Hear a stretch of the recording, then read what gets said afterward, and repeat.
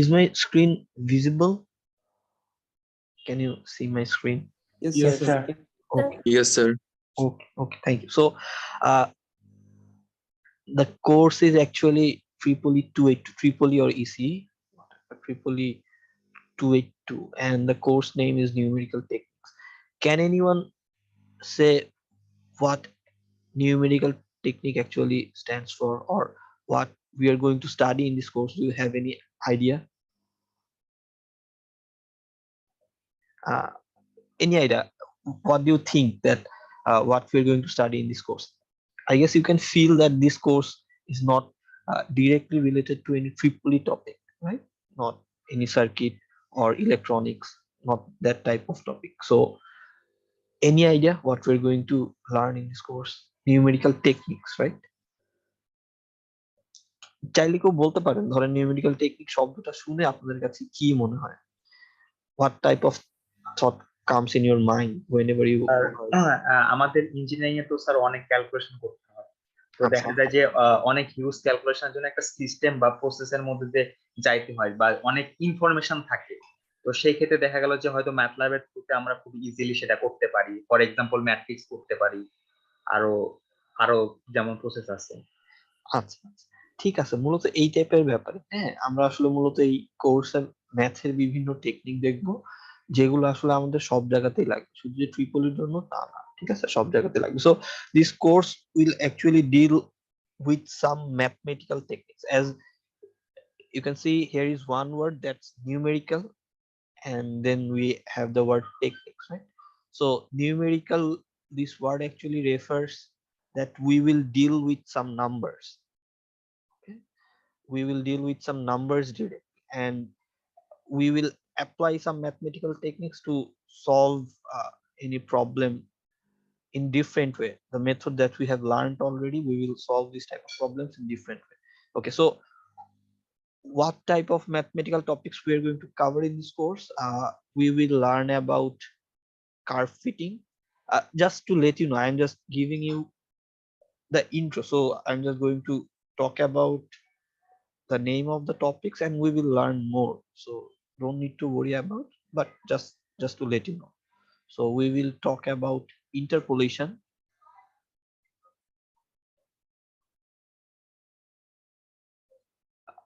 So as I mentioned, that these techniques are actually some mathematical techniques, not directly related to any electrical or electronics topic.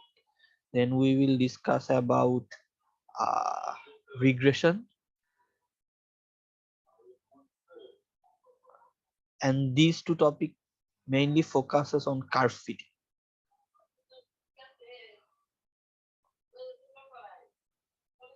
Then we will talk about what we will discuss next. We will talk about solution of simultaneous linear equation.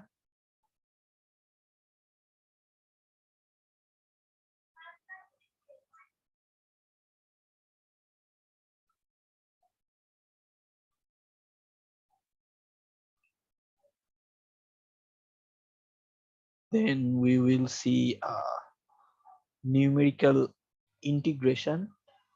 Okay, we will see differentiation first.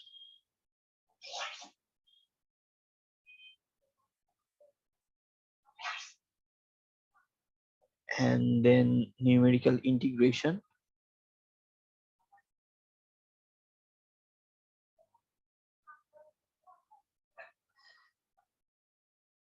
And then roots of equation. I will give example what this mathematical topic actually refer to, and why do we need to learn to why do we need to learn about these methods, and we will use numerical techniques in this course. Then we will see numerical differentiation, integration, and we will see roots of equation.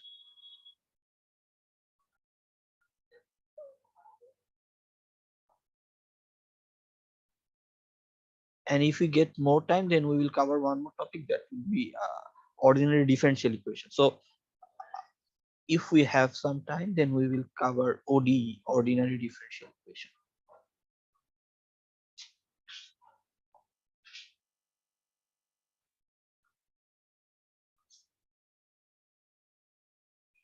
Okay, so I'm going to give you some example to have our intro. Let's assume, what do we understand by curve fitting?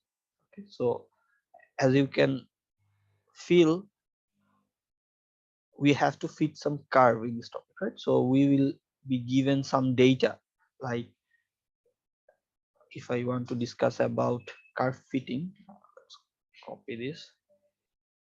I'm just going to give some rough example and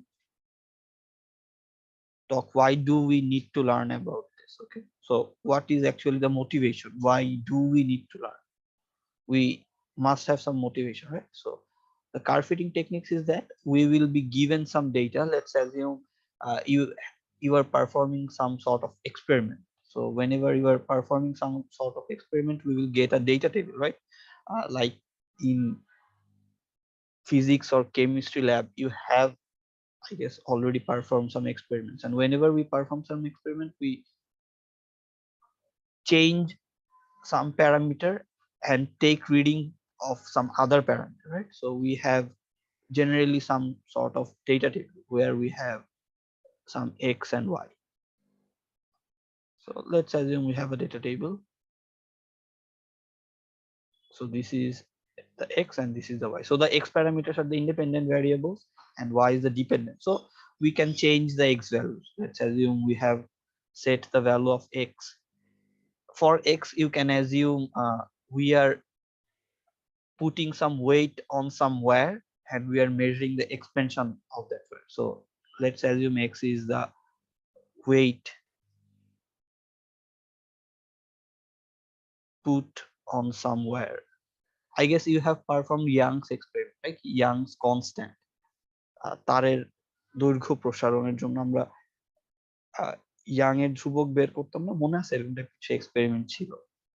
So let's assume x is the weight put on somewhere and y is the expansion, length expansion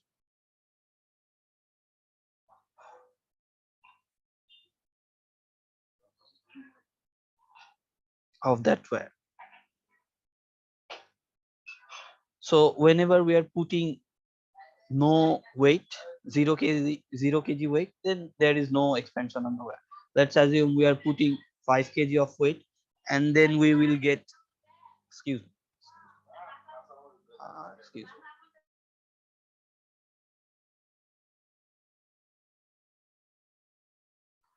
Okay, so let's assume we are putting 5 kg of weight and we will see, let's assume 2 centimeter of expansion.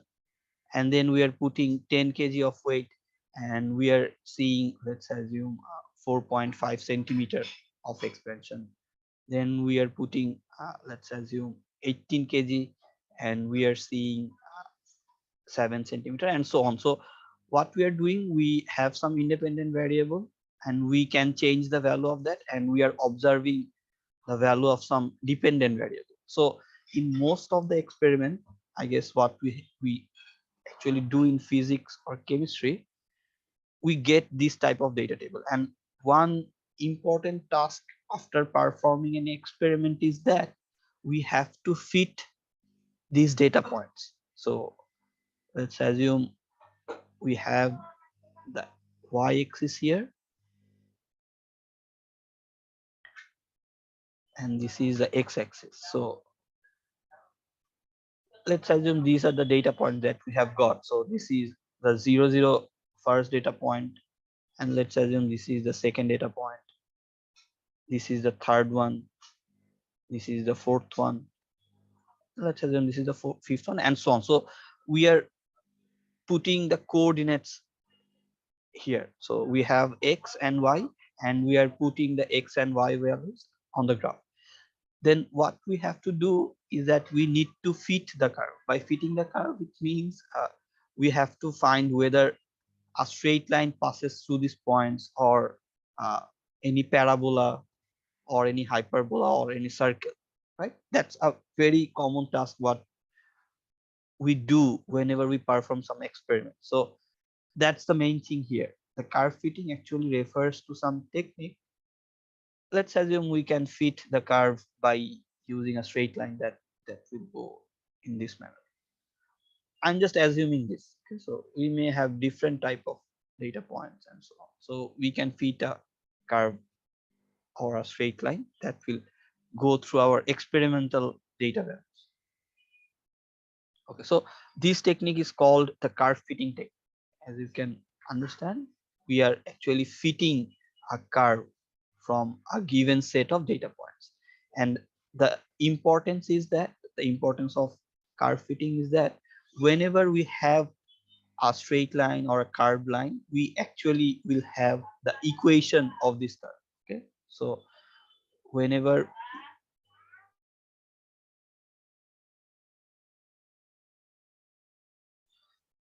we are getting the curve or the equation of the straight line, so let's assume this straight line is a straight line passing through the origin, so it will have a format like y equals mx,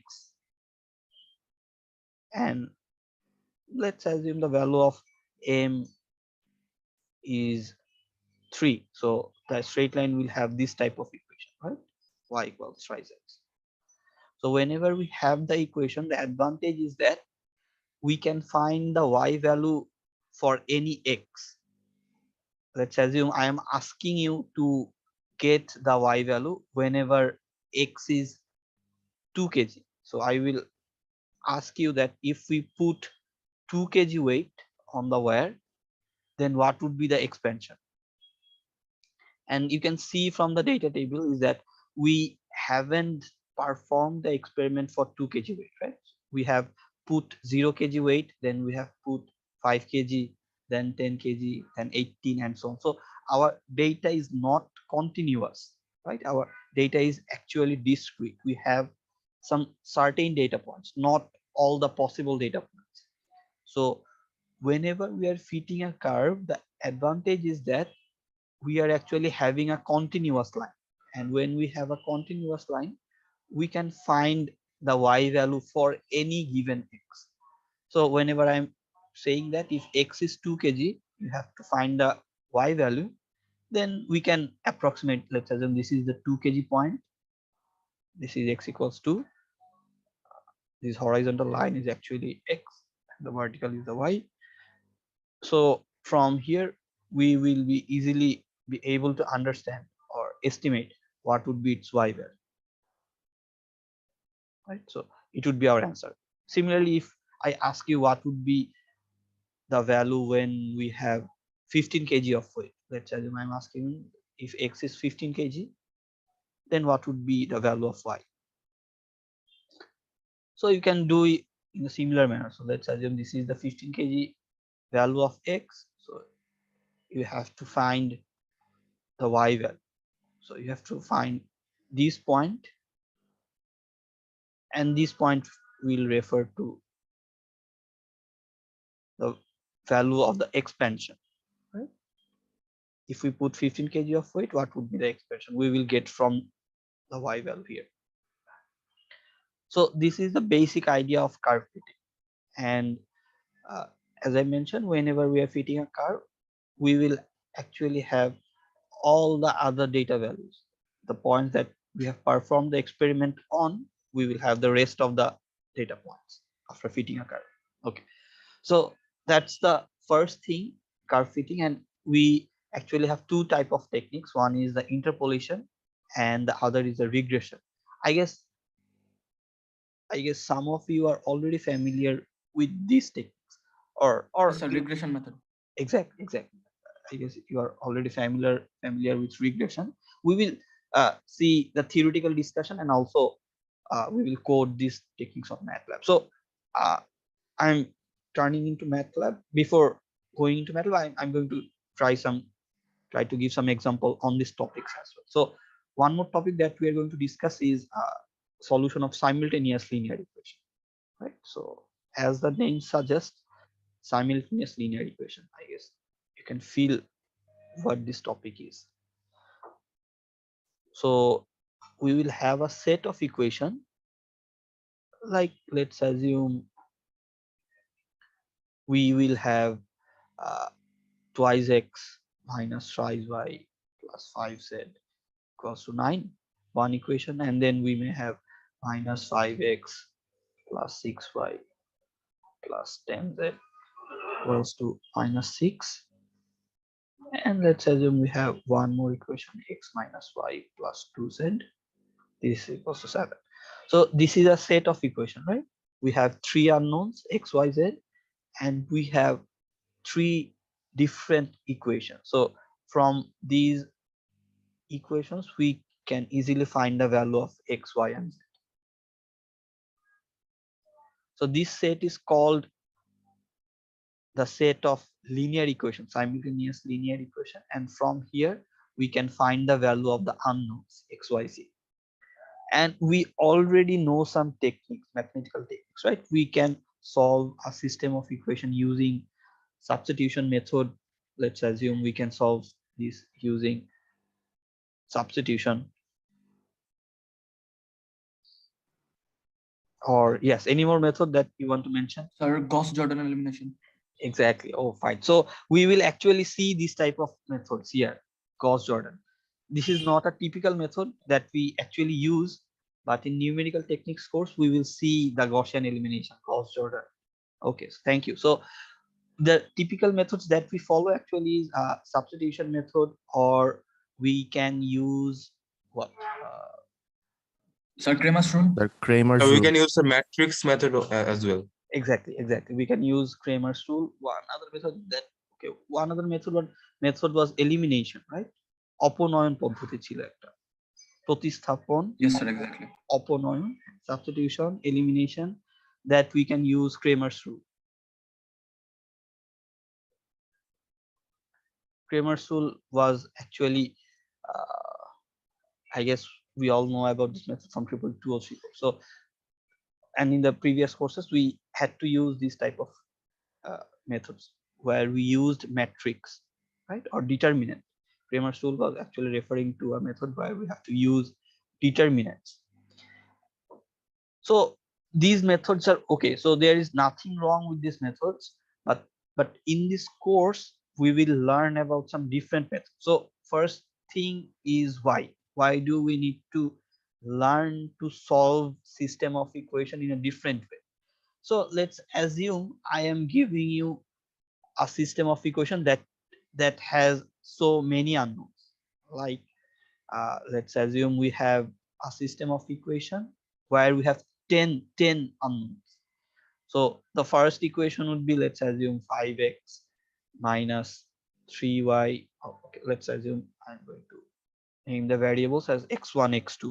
So x1 is the first unknown variable, then the second unknown variable is x2, then we have x3, let's assume x4, and as I mentioned, we have a system of equation that is quite large, and this is very much practical. Like in real life we have, or we may see this type of system of equations. Okay, so and let's assume the last variable is 9x10 is equals to minus 7.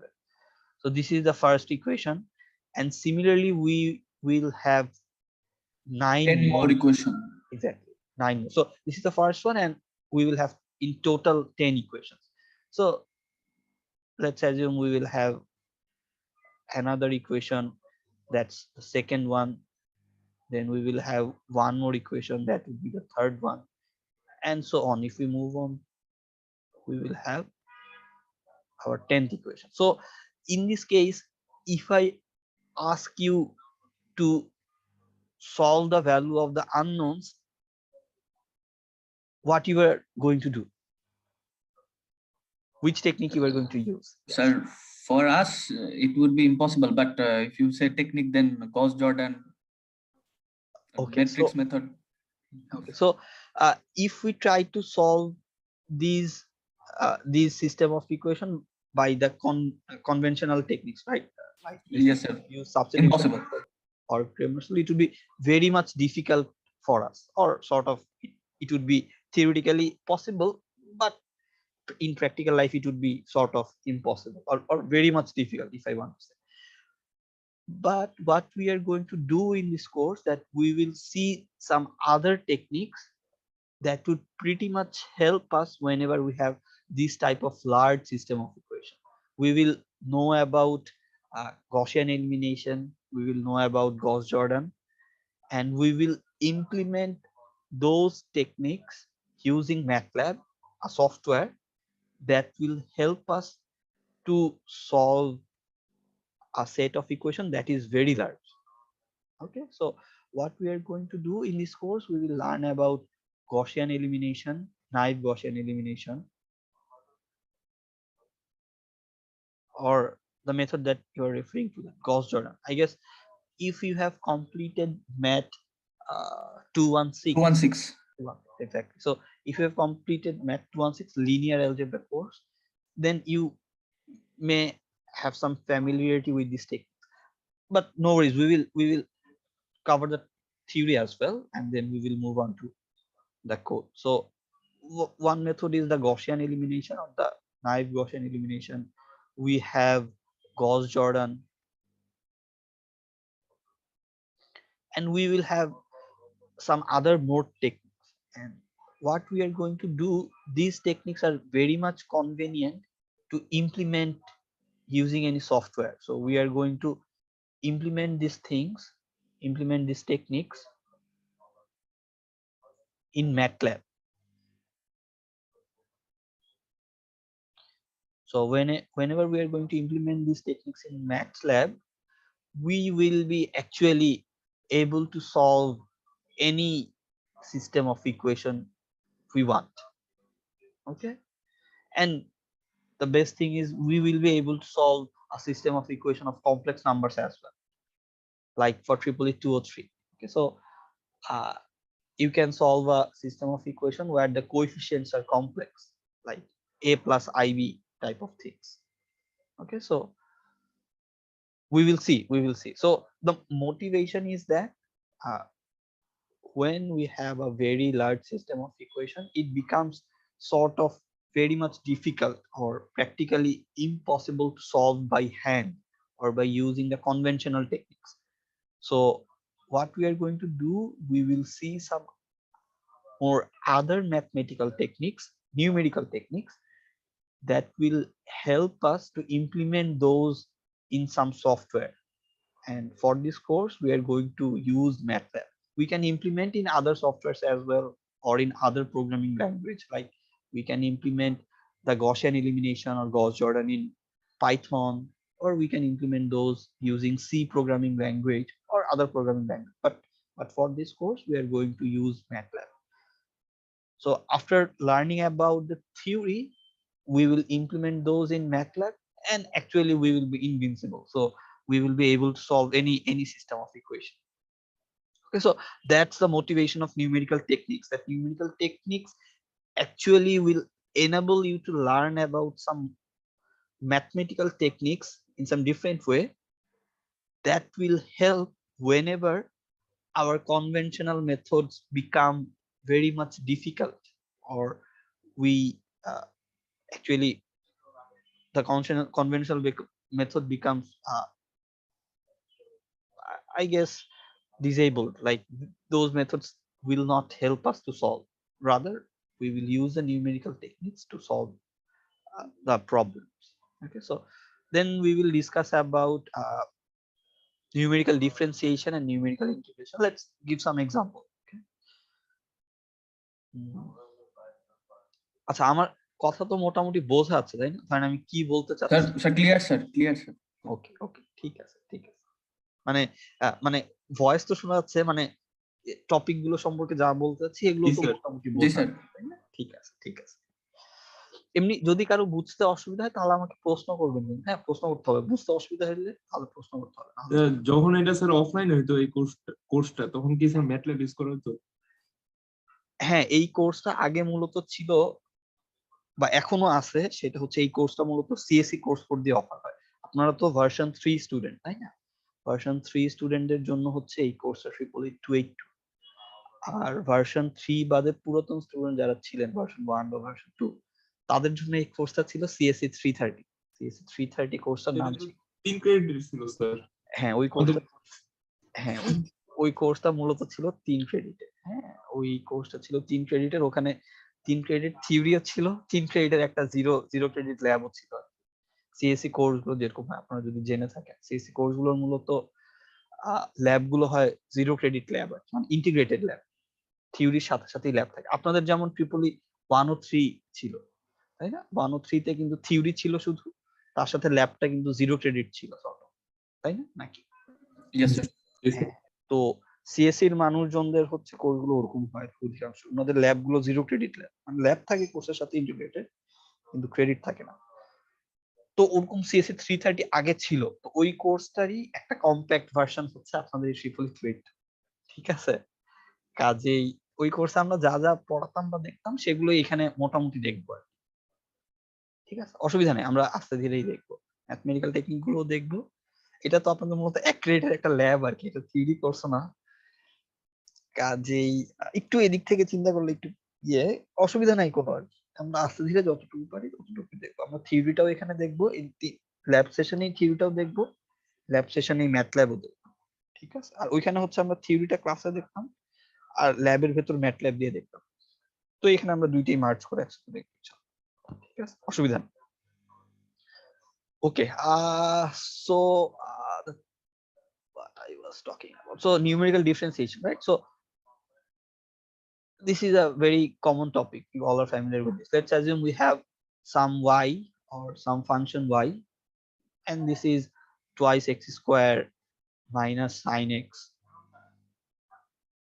plus e power x. Let's assume we have this type of, the value of y is this, y is some function of x which is having this form. So if I ask you to find the derivative of the y, so what we actually do, we can perform the differentiation here. Can anyone say what would be the expression of the derivative? Sir, 4x 4x minus cos x cos plus x e to the power x. plus e to the power x. Okay, so it would be the derivative of y, right? So dy by dx. Let's assume, okay, so whenever the expression of y is pretty straightforward, we can perform the derivatives uh, in easy manner, right? And whenever we are using this formula, let's assume what we have done here actually, or what you have did, that we are using this formula ddx of x power n. We know the formula of this is n xn minus 1. We have the power in front and the power gets reduced by 1. And the second one is we have the derivative of sin x as cos x, or we have the derivative of exponential e power x is e power x. And we are also implementing some rules, like if we have addition, we can actually separate each of the terms, right? But when we have multiplication, then we have another formula, uv formula, right? So we are actually applying some formula that we know to perform the derivative or to find the derivative. And whenever we are using this type of formula, we say that we are actually applying analytical technique. So this technique is called the analytical technique. Analytical technique means we are using some formula. Okay, so we have two type of technique. One is the analytical and the second one is the numerical technique. So let's assume now I am giving you the expression of y like this, 5x square minus thrice x plus cos x minus 2 power x, and let's assume in the denominator we have 3x minus 10x plus e power x minus 1, and with this we have some other terms. Let's assume we have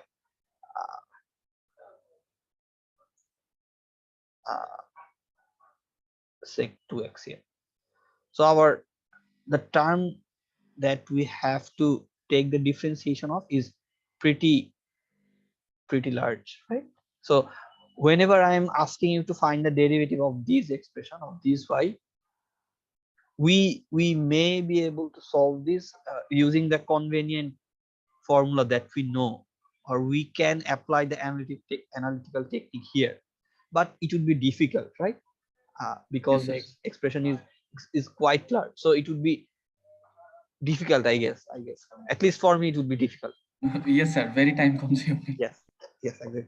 So it would be time consuming as well. So what we are going to do, we will see some numerical techniques that will help us to solve these type of problems in an easier manner. We will see, if I want to say, we will see forward divided difference.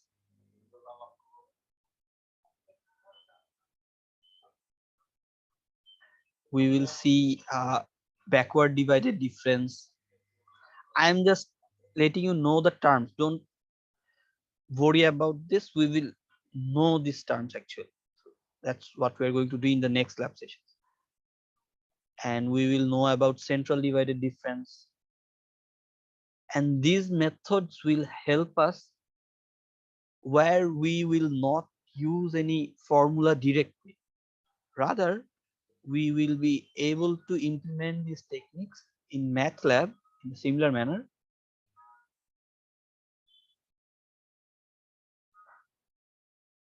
And these methods will help us to find the derivative of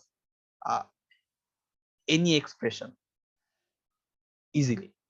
Okay, so that's the motivation of this course. I'm trying to repeatedly say the motivation because what we are going to learn, or why do we need to do this course, we actually have to understand that, because otherwise I guess everything will look messed up. So it is pretty much important to understand why do we need to learn these things, and then we will, I guess, find some interest and move forward. So the bottom line is, whenever we have a pretty large expression, it becomes difficult to apply the analytical methods. By using the word analytical, I am actually trying to mean that the method that we follow using the common formula that we know. Sometimes it becomes difficult to apply this formula when the expression is large. So in those cases, the numerical methods is the savior. So the numerical method. So these methods are the numerical methods or the numerical techniques. These methods are the numerical methods, or we can say it as numerical techniques. So these methods will help us to find, let's assume, the derivative of any expression. And we will implement those in MATLAB. Okay, so the same thing goes for integration.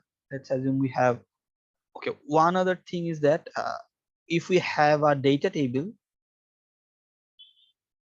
like the previous case, we have seen that whenever we have a data table, we can fit a curve using the curve fitting techniques. And the two curve fitting techniques we will learn about is interpolation and regression.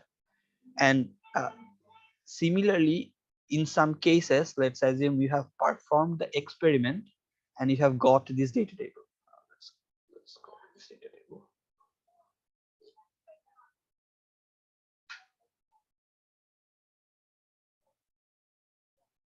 So let's assume after performing, so this is one type of thing what we can do about numerical differentiation. And there is one other aspect that whenever we are performing any experiment, we have got the data table, right? We don't know the expression of y. So y is what? We don't know the function of y, or we don't know the expression of y whenever we are performing the experiment. So in these cases, you may have to find the derivative as well, and numerical methods will help you in this regard. Okay, so whenever we have a data table but we don't know the expression actually, or we don't know y, the function of y, what is the expression or what is the function of y. We don't know this exactly, but we may need to find the derivative. Let's assume you have to find the derivative of y at some specific point. Let's assume you have to find the derivative at x equals 0, x equals 2. So what is the value of the derivative at x equals 2? So you have to find this derivative. So in this case, numerical method will help us. Okay, we will see these things in detail. So whenever we have a data table and no other information, then we can find the derivative using numerical techniques as well. So numerical technique will help us here also. And the same thing goes for the numerical integration. If I want to say,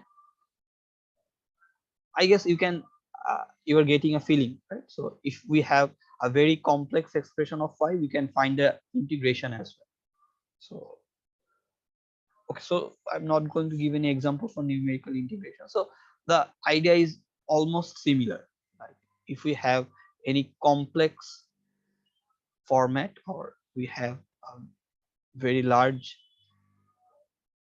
value of y, let's assume we have e power x sine x, and we have a twice x here as well in the multiplication form, minus 5 10x minus e power 2x, and let's assume we have a denominator as well, 2x squared minus 3x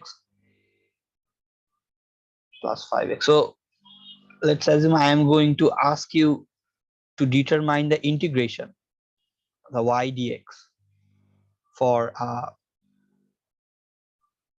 any limit. Let's assume we have to find the integration from -2 to 2.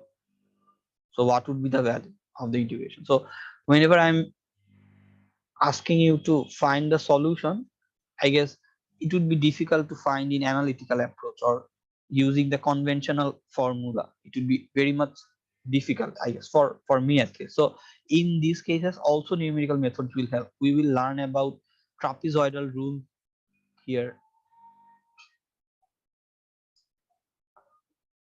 We will learn about Simpson's rule. I guess we will be able to cover this as well. Simpson's rule. We will learn about adaptive integration.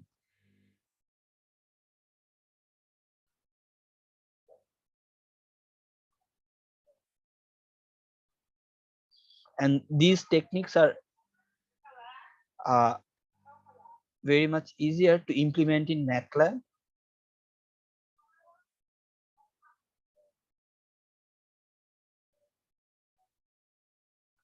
And these techniques are actually referring to the numerical techniques. We will deal with the numbers here.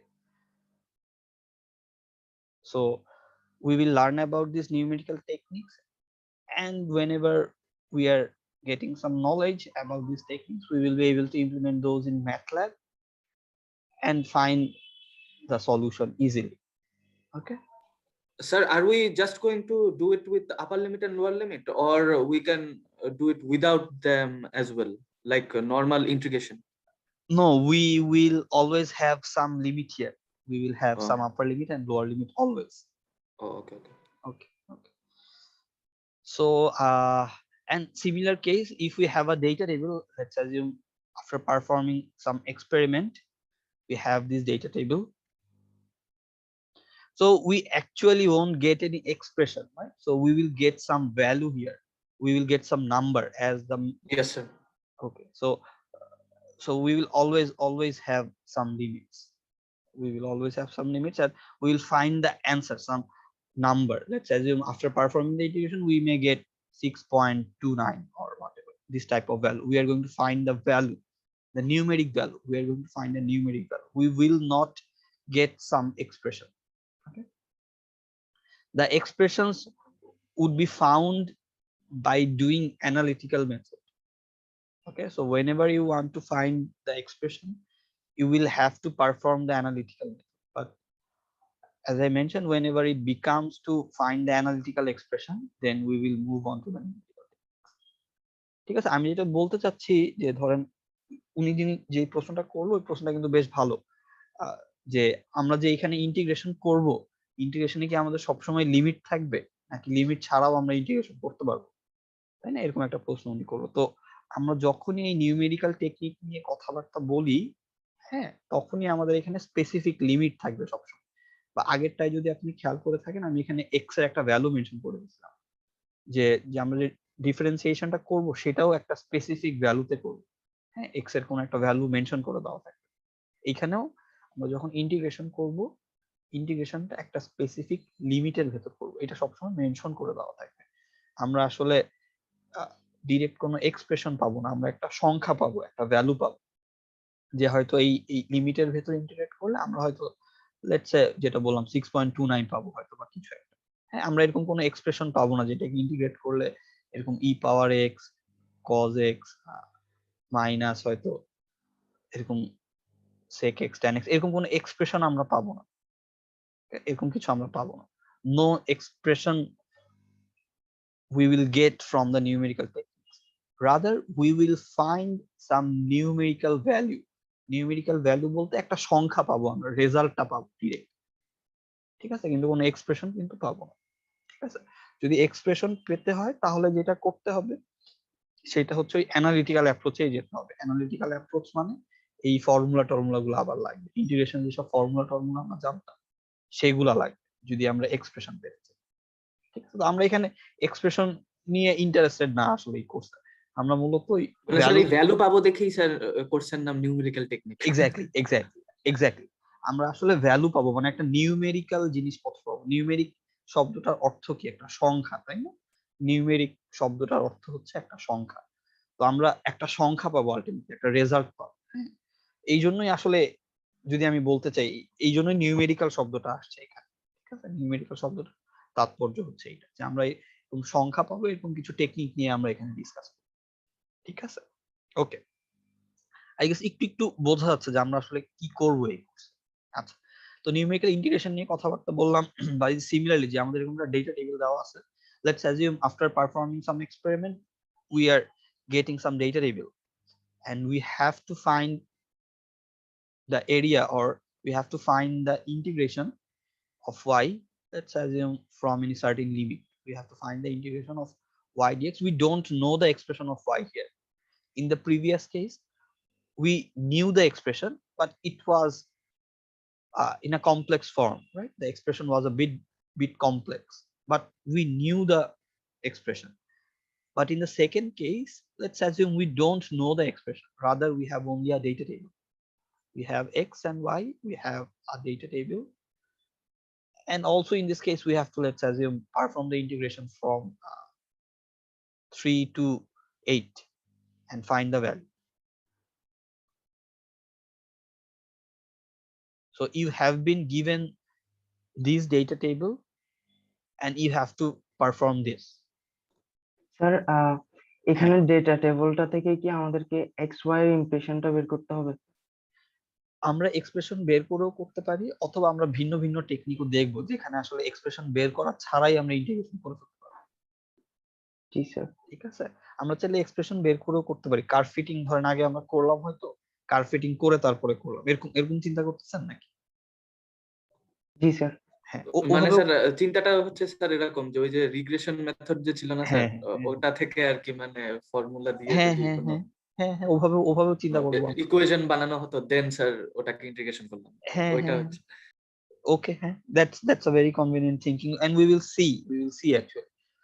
So what we can do from this data table, we can find some expression of y using the idea of curve fitting, right? So whenever we are doing curve fitting, we will get the expression of y. So after getting the expression of y, we can perform the integration. So that could be one possible way. And also we will learn these methods, right? So these methods will help you to find the value of the integration without applying curve fitting. So from this data table, you will directly get the value of the integration. Okay. If we apply trapezoidal rule or Simpson's rule or adaptive integration, we will be able to find the value of the integration directly without using the help of curve fitting. Okay, we will see. And to be honest, these techniques are pretty much basic and pretty much easier to understand. These are the roots, if I want to say. These methods, or here as I written, forward divided difference, backward divided difference, you will see these methods are actually pretty much basic ideas or the roots of this mathematical concept. So we will actually work with some basic mathematical thing, not that much difficult. Okay, the theory part that I'm trying to say is the theory is pretty much easy, not that much difficult. So after knowing about these techniques, we can find the value of integration. If we have been given this type of data. Okay, we will see, and it would be interesting. You will, I guess, will understand and find this interesting. So, and the last topic that we are going to cover, hopefully, is the roots of equation. And if we get some time, we will move on to ODE, ordinary differential equation. For now, I'm just considering the first 6 for our course,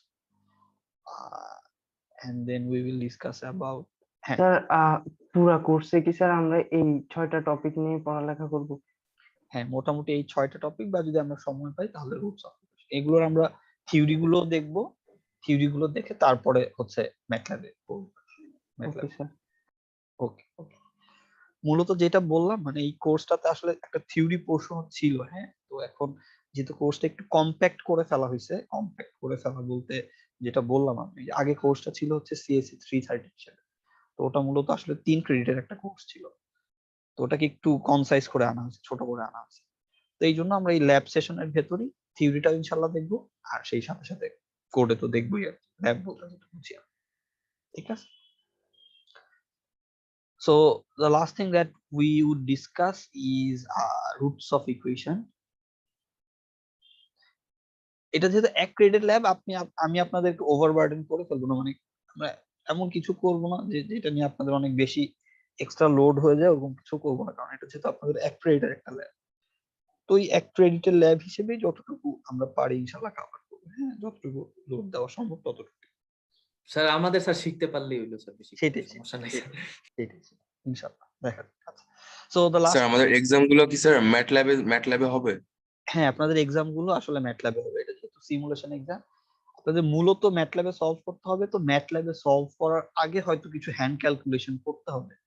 হ্যাঁ, তো ওইগুলো আপনাদের আর কি তখন করতে হবে, তবে মূলত ম্যাটল্যাব বেসড। ঠিক আছে, এক্সাম স্যার যদি ম্যাটল্যাব বেস হয়ে থাকে তাহলে যখন লাইভ ক্লাসেস হবে তখন মানে কিভাবে হবে ফরম্যাটটা ক্লাসে? ক্লাসের ফরম্যাট হচ্ছে ফার্স্টে আমরা যে থিওরি পড়বো, ওই মেথড গুলো সম্পর্কে জানবো, তারপর হচ্ছে ওই মেথড গুলোকে আমরা ম্যাটল্যাবে ইমপ্লিমেন্ট করব। ওই কোড গুলো আপনাদের দিয়ে দেওয়া হবে, যে মানে অফলাইনে কিভাবে করবেন স্যার, এটা আপনাদের জিজ্ঞাসা।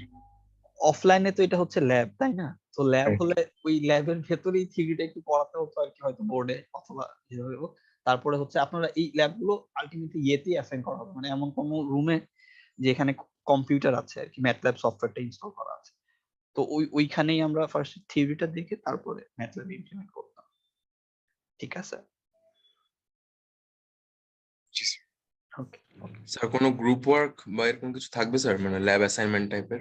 হ্যাঁ, আপনাদের ল্যাব রিপোর্টও থাকবে। ল্যাব রিপোর্ট গুলো হচ্ছে গ্রুপে থাকবে, আর অ্যাসাইনমেন্ট থাকবে যেগুলো থাকবে ইন্ডিভিজুয়াল। কথা বলবো, ওগুলো নিয়েও ডিসকাস করবো। ঠিক আছে, ওটা নিয়েও discuss. Okay sir. Okay.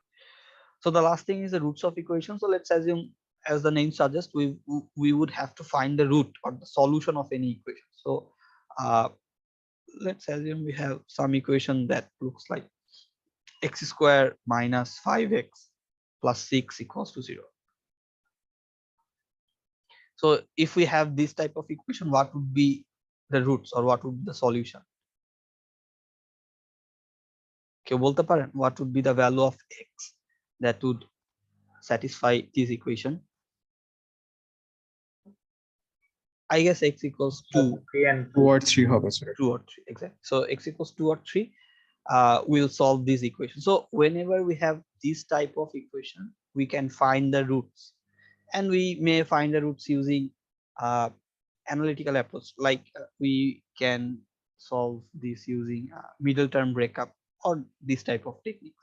But whenever, let's assume we have the equation with a very complex format, like we have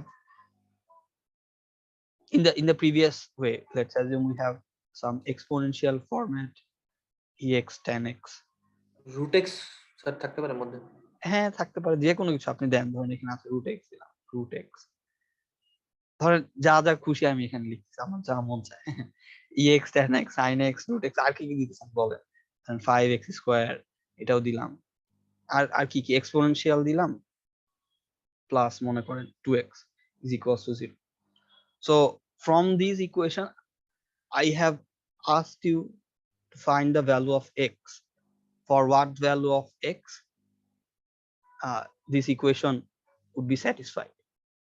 The question is here. So it would be difficult, right, to find the solution of this equation or the root Yes, of sir. the equation. So whenever we face this type of cases, as I'm mentioning repeatedly, numerical techniques will help us. Numerical technique would be the savior. So we will learn about Newton-Raphson method. Before Newton-Raphson, we will learn about, what was the name of the technique? Bisection method. We will learn about bisection method.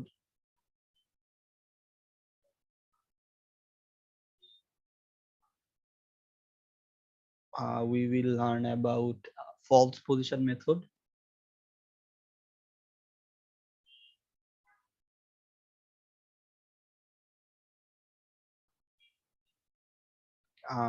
I guess we will also learn about Newton-Raphson method. We also learn about Newton-Raphson method. Are you familiar with Newton-Raphson method? No, sir. Okay. So we may have second method as well. There are some more methods. We will cover whatever we can do in the live session. Let's assume we will know about these methods and we will implement these methods in MATLAB.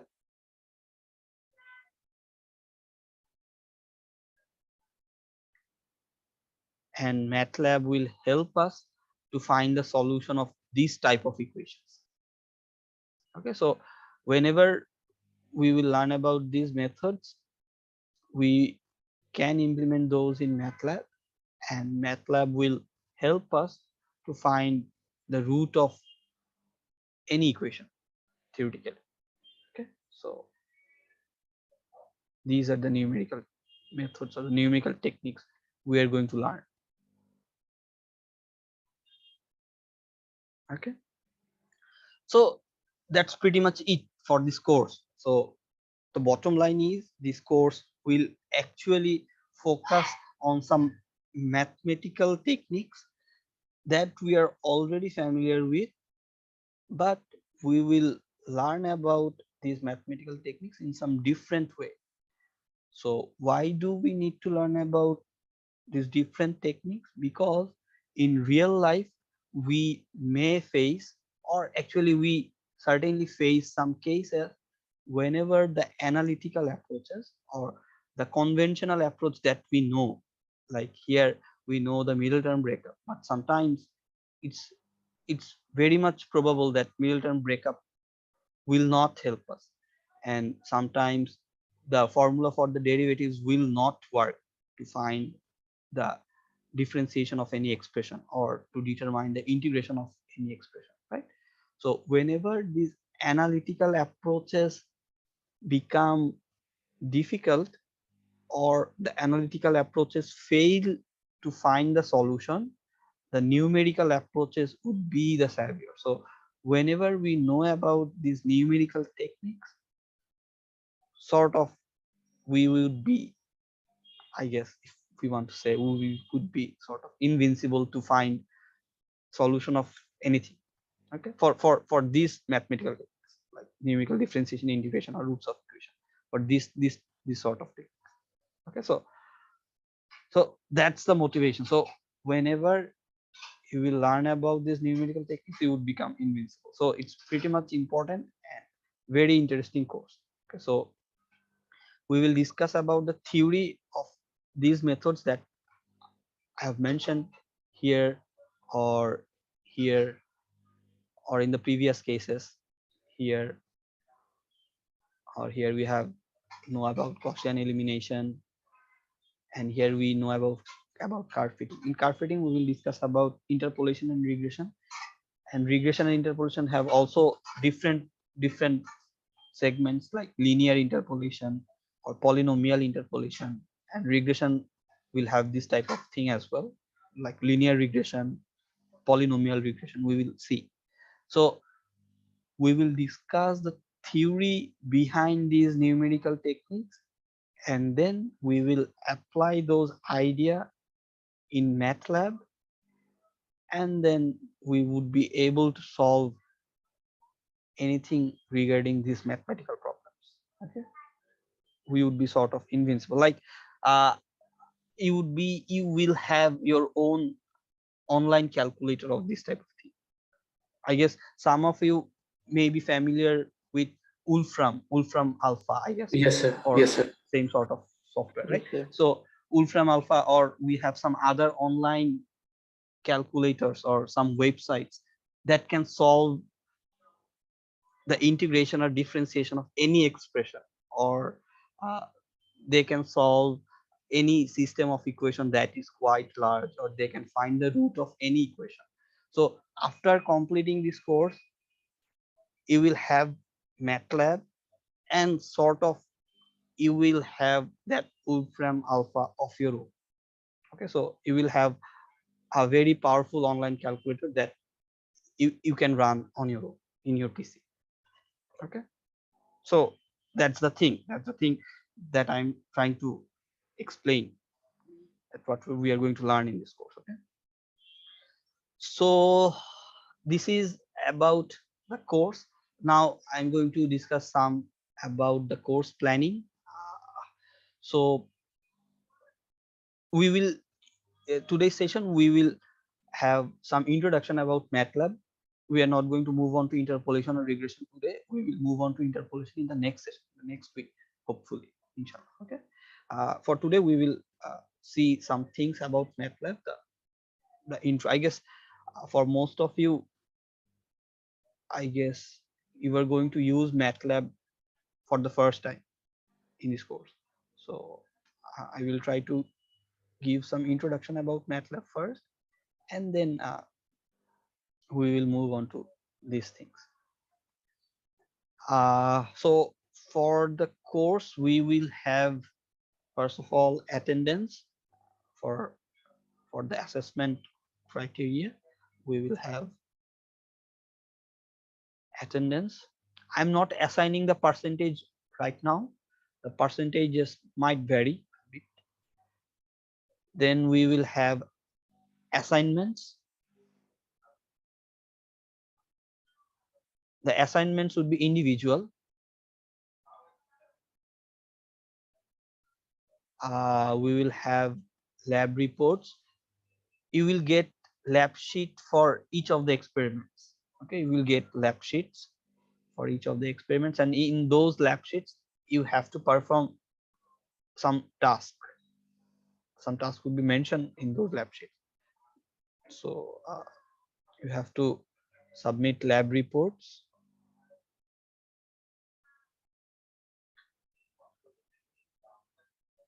So lab report submission would be in group.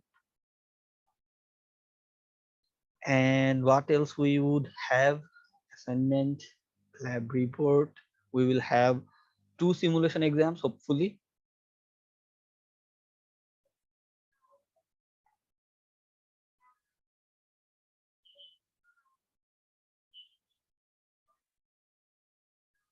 we will hopefully have 2 simulation exams, and it would be individual as well.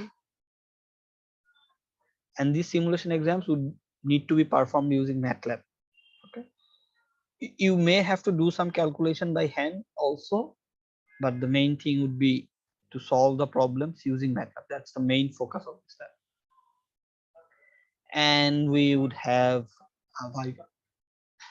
That's it, I guess. That's Sir, Viva too, sir. হ্যাঁ viva দেখি viva হয়তো ওই simulation এক্সামের পরেও হতে পারে। Sir viva sir কেমন হবে স্যার এটাতে? না ভাইবা তো দিতে হবে, আপনি সিমুলেশন এক্সাম দিবেন একটা, তারপর একটা ভাইবা দিবেন না, ওই কি করলেন এক্সামে সেটাই বলবেন আর কিছু না। ভাইবা যে অনেক কিছু, তাইলে স্যার ঠিক আছে। হ্যাঁ ওটাই সিমুলেশন এক্সামে যে যা করবেন ওটাই ভাইবাতে এক্সপ্লেন করবেন, এই আর কিছু। হ্যাঁ, তো ভাইবা এটাও তো ইন্ডিভিজুয়াল হতে পারে, গ্রুপে হবে।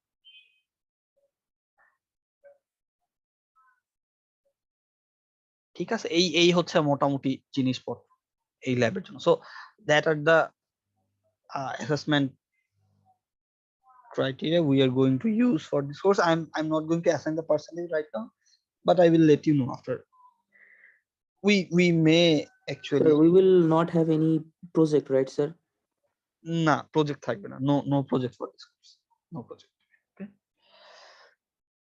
so anything more to discuss about this course?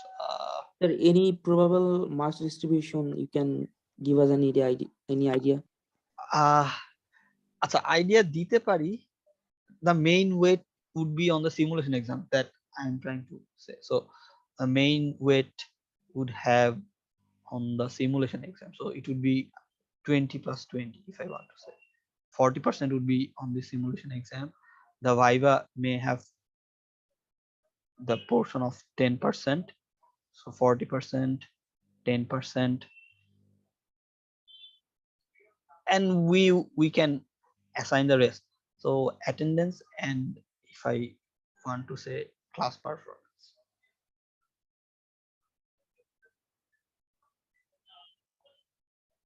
It may have 5% of the weight, and the rest would be assigned in assignment lab reports.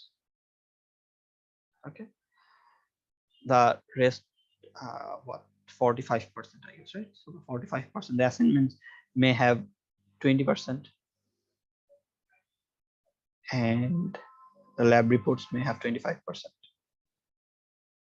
Okay, so it might get changed. Okay, so this is a rough estimate, but the main thing is the main portion of the percentage would be carried by the simulation exams. Okay, so we will solve some relevant problems that might come in the exam, so don't worry about this one, but the simulation exam would carry the main weight for this course. Okay, এই তো এইটা যদি বলতে চাই percentage সম্পর্কে। আর হচ্ছে আজকে কি প্রেজেন্ট হইছে? বুঝিনি, আবার একটু বলেন। স্যার প্রেজেন্ট কি হইছে স্যার? প্রেজেন্ট নিবেন আজকে? হ্যাঁ প্রেজেন্ট নিব। প্রেজেন্ট হয় নাই, এখনো দেরি আছে তো, মাত্র তো 1 ঘন্টা গেল, 3 ঘন্টা ল্যাব তো। বুঝি নাই, আবার একটু বলেন। স্যার আজকে 3 ঘন্টা নেবেন স্যার?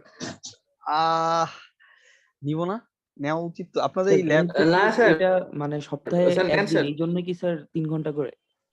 হ্যাঁ মানে এটা তো একটা ল্যাব কোর্স না, তো ল্যাব কোর্সে তো মূলত হচ্ছে আপনাদের 3 ঘন্টা করে সেশন গুলো। স্যার আমাদের তো স্যার অন্য ল্যাবেও স্যার 3 ঘন্টা করে থাকে, কিন্তু স্যার হয়তো স্যার 1 ঘন্টা 20 মিনিট এরকম।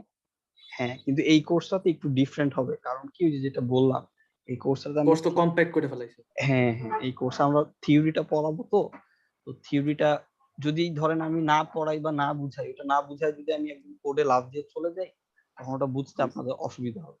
জি স্যার, জি স্যার। থিওরি পোরশনটা ইনশাআল্লাহ কভার করব, করে ওইভাবে করেই যাতে ট্রানজিশনটা স্মুথ হয়, যেহেতু থিওরির জন্য আমাদের উইকে আর আলাদা কোনো ক্লাস নাই। এখন যদি আমি থিওরিটা না পড়াই, তো তাহলে তো আসলে কষ্ট হয়ে যাবে ট্রানজিশনটা, তাই না? এই জন্যই হচ্ছে, যেহেতু এই সেশনেই আমরা থিওরি ল্যাব দুইটাই কভার করবো ইনশাআল্লাহ। কাজেই একটু আপনারা মেন্টাল প্রিপারেশন নিতে পারেন যে এই ল্যাব সেশনগুলো একটু বড় হবে আপনাদের এই 282 এর জন্য। অন্যান্য কোর্সে বড় হয় না, হ্যাঁ সেটা ঠিক আছে, সেটা তো আমি জানি যে সাধারণত ওগুলো 1.5 ঘন্টার বড় হয়তো কোনো ল্যাবই হয় না, কিন্তু এই কোর্সে আপনাদের 2 ঘন্টা 3 ঘন্টাও লাগবে। কাজে আমরা ব্রেক নিয়ে নিয়ে করব, যদি আপনারা চান আমরা ব্রেক নিয়ে নিয়ে করব, অসুবিধা নেই, কিন্তু সেশনগুলো একটু লম্বা হবে, এরকম প্রিপারেশন রাখতে হবে। ঠিক আছে সমস্যা নেই আর স্যার, আপনি স্যার আপনার করতে মতো পারবো করে পড়ান ইনশাল্লাহ। স্যার, হ্যাঁ হ্যাঁ we can do this all day sir, no problem. ওকে হ্যাঁ ইনশাআল্লাহ ঠিক আছে। So the thing that I'm trying to say is that the sessions for EEE 282 might be a bit longer than the other lab courses. Okay, so for EEE 282 we may take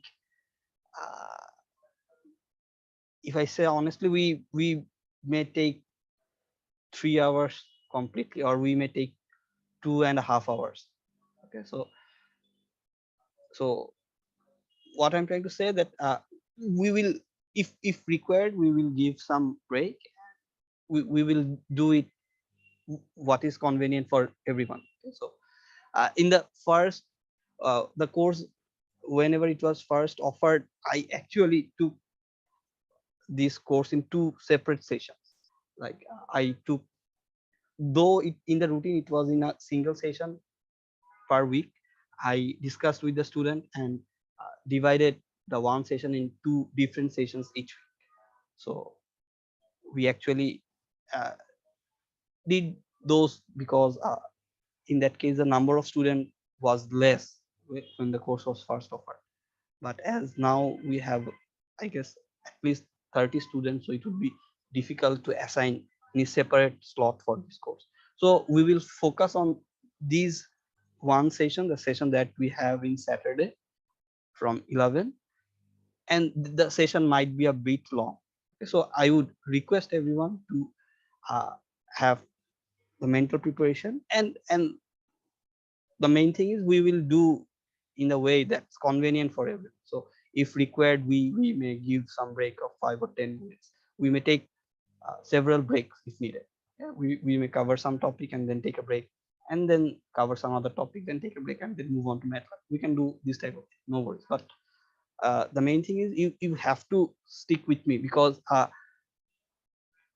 you will have these lab records, lab session recording, you will have the lab sheets, and we will solve some problems that we may face in the simulation exam. That's the resource all we have. I can suggest you some textbook as well, but I guess it would be sort of to overburden you. I don't want to overburden you, so I would request everyone to focus on this lab session. ঠিক আছে, আমি চাইলে আপনাদের theory textbook বা আমরা যেগুলো এখান থেকে পড়াই সেগুলো সাজেস্ট করতে পারি, কিন্তু আমি অতটা ওভারবার্ডেন করতে চাচ্ছি না। আমরা যে সিএসসি 330 তে যেরকম পড়াই নিউমেরিক্যাল মেথড, ওখানে আমাদের থিওরি থাকে, তো ওইখানে আমরা আলাদা থিওরির জন্য বই সাজেস্ট করি, ল্যাবের জন্য আমরা আলাদা করে সেশন। এখানে যেহেতু আমরা একটা সেশনেই সবকিছু করবো ইনশাআল্লাহ, কাজে আমি আপনাদেরকে রিকোয়েস্ট করবো যে এই ল্যাব সেশনটা একটু স্টিক টু থাকতে হবে আমার সাথে। কাজে আমরা থিওরিটাও ইনশাআল্লাহ এখানে কভার করে ফেলবো, আপনি একটু স্টিক টু থাকলেই বুঝে যাবেন, কঠিন কিছু না, একদমই সোজা। আর হচ্ছে তারপরে তো আমরা ল্যাবে এটা কভার করব, ঠিক আছে, সিমুলেশনের পার্টটা যেটা ম্যাটল্যাব দিয়ে আমরা দেখব। ঠিক আছে, কাজেই এই রেকর্ডিং, ল্যাব শিট আর হচ্ছে প্র্যাকটিস প্রবলেম, এগুলো দিয়ে ইনশাআল্লাহ আমাদের এই কোর্সের মোটামুটি কন্টেন্ট কভার হয়ে যাবে। স্যার বাক্সে কোনো স্যার ম্যাটেরিয়াল থাকবে না স্যার, ভিডিও ম্যাটেরিয়াল? বাক্সের ম্যাটেরিয়াল গুলো বলতে এই রেকর্ডিং আর প্রিভিয়াস, যদি স্যার আপনারা হ্যাঁ বল। স্যার এই যে মানে আপনি স্যার যেটা ওই ক্লাসে পড়াবেন হ্যাঁ ওইটা তো স্যার এই ক্লাস নোট হিসেবে দিয়ে দিবেন তাই না স্যার? আচ্ছা ঠিক আছে, ক্লাস নোট হিসেবে দিয়ে স্যার দেব। ওই যে আপনি স্যার যে 2 ও 3 তে স্যার যেভাবে দিয়েছিলেন না আমাদেরকে ওইভাবে দিলে স্যার অনেক মানে হেল্প হতো আর কি। আচ্ছা ঠিক আছে, এই ক্লাস নোটে দিয়ে দেব, ঠিক আছে। একটু আগে আগে স্যার এই যে রেকর্ডিংস গুলো আমাদের দিয়ে দিন। হ্যাঁ হ্যাঁ ইনশাআল্লাহ একটু আগে আগে দেওয়ার চেষ্টা করব, অসুবিধা নেই। ঠিক আছে ঠিক আছে। স্যার গ্রুপ কতজনের হবে স্যার? গ্রুপ নরমালি যেরকম হয় 3 জনের বা 2 জনের বা 1 জনের, 3 জনের বেশি না আর কি। ঠিক আছে, আমি আপনাদের সাথে গ্রুপের শীটও শেয়ার করব, অসুবিধা নেই। আপনারা চাইলে ফর্ম করে ফেলতে পারেন, আমি আপনাদের সাথে একটা স্প্রেডশিট শেয়ার করব। তো স্যার ওইখানে কয়জন করে মেম্বার? 3 জন ম্যাক্সিমাম, 3 জনের বেশি না। ঠিক আছে, ওকে। So the bottom line is you have to stay focused on this lab session. Okay, so I would request everyone not to miss this lab. We will cover the theory. So just if you just do the lab session, your rest of the part will be covered. You don't have to read separately for this course. Okay, we will discuss the theory portions, we will see the simulations, and we will solve some practice problems as well. So that would be all that I guess would be enough for this course. And you also have to do some thinking of your own, right? So not all the things would cover in the discussion, so you also have to do some thinking of your own, but the sir material would বাক্সে be কি enough. Recorded video থাকবে? বাক্সে বা ক্লাসরুমে যেখানে চান। আচ্ছা, বাক্সে আমি রেকর্ডেড ভিডিও গুলো আপলোড করে দিব। এই যে রেকর্ডেড ভিডিও গুলো আছে ওগুলো বাক্সে আপলোড করে দিব। এমনি আলাদা প্রি রেকর্ডেড ভিডিও আছে সিএসসি 330 এর জন্য, ওইগুলো আমি যেটা বলতে যাচ্ছি ওগুলো আপনাদের জন্য একটু বেশি হয়ে যাবে, মানে ওখানে অনেক কিছু আছে আসলে, এখানে সবকিছু আপনাদের লাগবে না, আমরা এই সব কোর্সে সবকিছু কভার করব না, এখানে যা আমরা কভার করি, ঠিক আছে? মানে বুঝতে পারছি স্যার। হ্যাঁ, এইবার ধরেন আমি সিএসসি 330ও নিচ্ছি, আবার এটাও নিচ্ছি 330 এইটা। তো ওই 330 তে আমরা যেভাবে নিই সাধারণত, এখানে একটু তার চেয়ে আমরা অন্যভাবে নিব, ঠিক আছে? যেটা বললাম যে আপনাদের ওভারবার্ডেন করে দিব না, বা আমাদের যতটুকু শেখাতে হবে আমরা ততটুকু শিখবো, এই ল্যাবের জন্য আমাদের যতটুকু প্রয়োজন ততটুকু ইনশাআল্লাহ, ঠিক আছে? ওকে, so today we will have a intro session, I guess. Okay, so today we will have an intro session on MATLAB because inquiries. Sir আরেকটা জিনিস, মানে ম্যাটল্যাবে কি স্যার মানে গ্রাফ শো করানো যাবে স্যার? হ্যাঁ, আমরা MATLAB-এ গ্রাফ প্লট করব, অনেক গ্রাফ প্লট করব আজকে। ওকে, so one thing that I can do, you may get a bonus of 5 marks, I guess. I can include that part as viva if you wish, or some intro viva that may contain 5% of marks. Okay, so I'm going to include one other thing, that's the intro viva.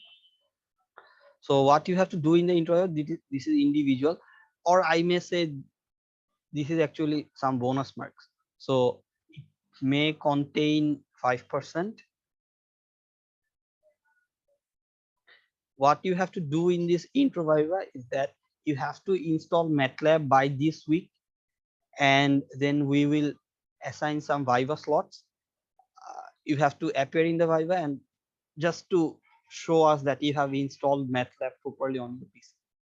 Okay, and you can run some basic code, like you just have to print one single line of your name or your ID and some basic thing. Okay, so this intro viva is that regarding MATLAB installation. I guess you have found the installation link on Bux already, right? If you have, yes. So if you have already enrolled on the course on Bux, then I guess. Sir হ্যাঁ, বলেন। Sir ওইটা নামানোর পর না আমার পিসিতে অনেক problem করতেছে, মানে বারবার রিস্টার্ট নিচ্ছে, একটু আগেও রিস্টার্ট নিল, মানে খুব সমস্যা করতেছে কেন জানি। আচ্ছা, একই প্রবলেম ছিল, আমিও ফেস করতেছি। আচ্ছা, আপনারা কিভাবে নামিয়েছেন? টরেন্ট দিয়ে তো নাকি? হ্যাঁ, টরেন্ট দিয়ে ইনস্টল করেছেন সফটওয়্যারটা নাকি? স্যার ওইখানে সমস্যা, আনজিপ যে করব ওইখানে আনজিপ করা যাচ্ছে না, করলে সেম ফাইলগুলোই এবার আসতেছে, মনে হয় কোনোভাবে করাপ্ট হয়ে গেছে, বাট মানে খুব সমস্যা করতেছে, বুঝতেছি না। আচ্ছা, ঠিক আছে তাহলে। আচ্ছা, তো যাদের MATLAB ইনস্টল করতে সমস্যা হচ্ছে আমাকে একটা মেইল করবেন। হ্যাঁ, তো মেইল করলে তাহলে আমি আপনাদের সাথে একটা গুগল মিট লিংক শেয়ার করলে, যখন আপনারা ফ্রি থাকেন বা আমিও ফ্রি থাকি, তো তখন আমি আই গেস হয়তো হেল্প করতে পারবো, ঠিক আছে? এই জন্য আমি এখানে 5% মার্কস রাখতেছি, কারণ যেটা আমি দেখছি যে অধিকাংশ ক্ষেত্রেই মানুষজন MATLAB ইনস্টল করে না হয়তো ঠিক মতন, বা করতে চায় না, বা কিছু প্রবলেমও হয়তো ফেস করে, এই জন্য একটা গ্যাপ এখানে রয়ে যায়, ঠিক আছে? কাজেই the first thing you have to do for this course is that you have to make sure that MATLAB is properly installed on your PC. So these intro viva will carry 5% of the marks, and you have to do nothing more, that you have to install MATLAB properly and just appear on the viva, and we will have some chit chat. Okay, ধরেন আমি আপনাদের সাথে একটু 2 minute গল্প করবো, আপনারা আমাকে একটু দেখাবেন যে ম্যাটল্যাব ঠিকঠাক মতন আপনার পিসিতে ইনস্টল হয়েছে। হ্যাঁ, ওটা হলেই আপনি 5 মার্ক পেয়ে যাবেন। ম্যাটল্যাব ইনস্টল করতে পারলেই 5 মার্ক। ঠিক আছে, 5 মার্ক মানে 1 গ্রেড, তাই না? 5 মার্কে তো একটা গ্রেডে আপনাদের আগায় যায়। কাজে ম্যাটল্যাব ইনস্টল করতে পারলেই কিন্তু 5 mark. Okay, so and I sir will, install তো স্যার আগে থেকেই করা থাকবে না? হ্যাঁ, ইনস্টল আগে থেকে করা থাকবে, আপনি ওপেন করে রাখবেন। তারপরে জাস্ট ভাইভাতে আপনি দেখাবেন যে আপনার পিসিতে ম্যাটল্যাব ইনস্টল করা আছে, এই আর কিছু। ঠিক আছে? ও ওকে স্যার। ঠিক আছে, তারপর হয়তো একটা লাইন কোড হয়তো লিখতে হতে পারে। তো আজকে আমরা ম্যাটল্যাব দেখবো, ওটা নিয়ে টেনশন করার কিছু নাই, জাস্ট ম্যাটল্যাব ইনস্টল করতে হবে। সো স্যার আপনি যে বাক্সের লিঙ্কটা দিছেন ওখান থেকে তো ডাউনলোড করবো না স্যার? হ্যাঁ, ওখান থেকে ডাউনলোড করতে হবে টরেন্ট ফাইল, ওটা কি ম্যাটল্যাবের ইয়েটা তো বড়, কাজেই টরেন্ট ফাইল আকারে ডাউনলোড করে নিতে হবে। হ্যাঁ, স্যার আমার পিসিতে স্যার কিউবি টরেন্ট এটা মানে ইনস্টল আছে অলরেডি। হ্যাঁ, ওটা দিয়ে করে ফেলতে পারবেন, অসুবিধা নেই, ওটা দিয়ে। স্যার আমি 2020 ভার্সনটা ডাউনলোড করছি, সমস্যা হবে না তো কেন?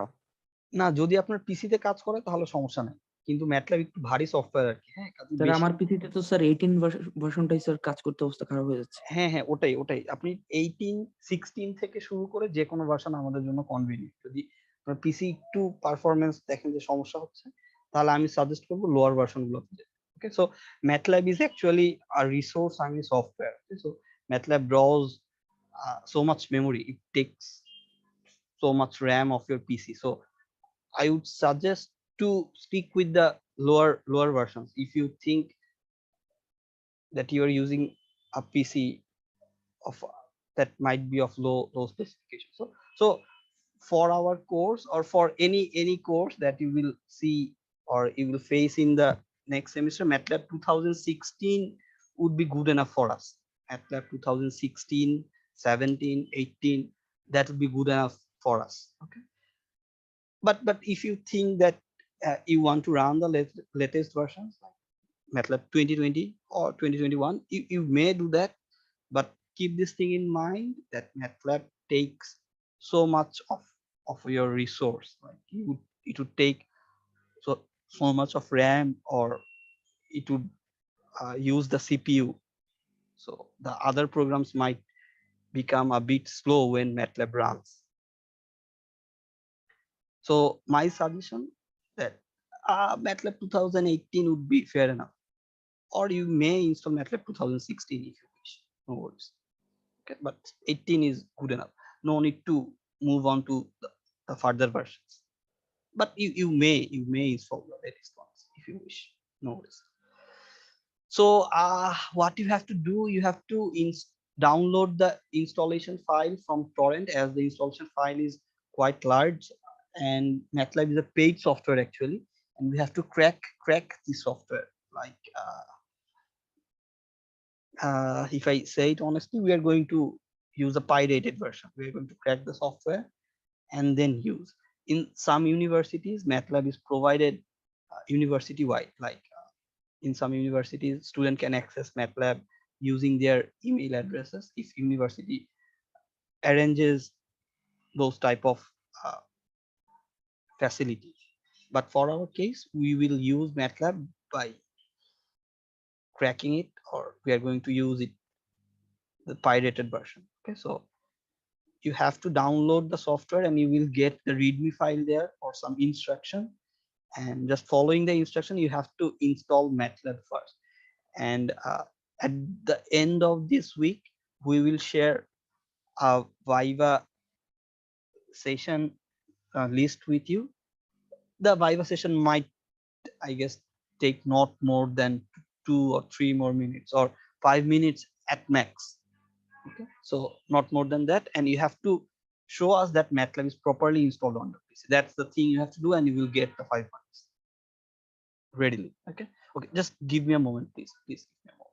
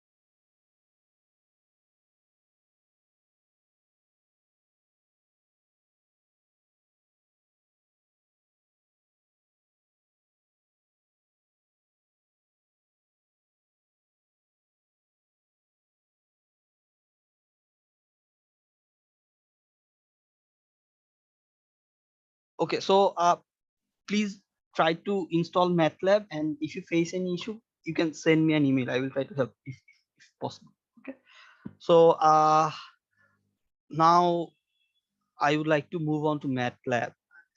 If you have already installed MATLAB on your PC, then the interface might be familiar to you. I guess most of you will be using MATLAB for the first time in this course, so it would be very much important to get accustomed to MATLAB first, okay? So that the thing that we would do in the next session that becomes easier for us to understand. So let me share my whole screen with you. By the way, is there anyone who haven't completed EEE 103 yet? Is there anyone? I guess all of you have completed EEE 103, right? Computer programming. Yes, sir. Yes, sir. Yes, sir. Sir, ওটা complete না করলে sir এটা পাওয়া যায় না sir. সেটাই তো আমাদের এখানে EEE 103 ওই বেসিক আইডিয়া গুলো লাগবে আর কি, মানে MATLAB এর প্রোগ্রামিংটা অনেক সি এর সাথে সিমিলার, কাজেই আমাদের আর কি একটু ওটার জিনিসপত্রগুলো মনে থাকলে এদিকে একটু সুবিধা হবে, ঠিক আছে? So we would need the concepts of EEE 103 in this course, the programming language, because the programming language for MATLAB is pretty much similar to C programming. So you may just have to recall something from EEE 103. Okay, let me share my whole screen with you. So I guess do we need any break for now, or I guess it's okay to move Sir, on? it's okay. It's okay, sir. Okay, so let me share my whole screen.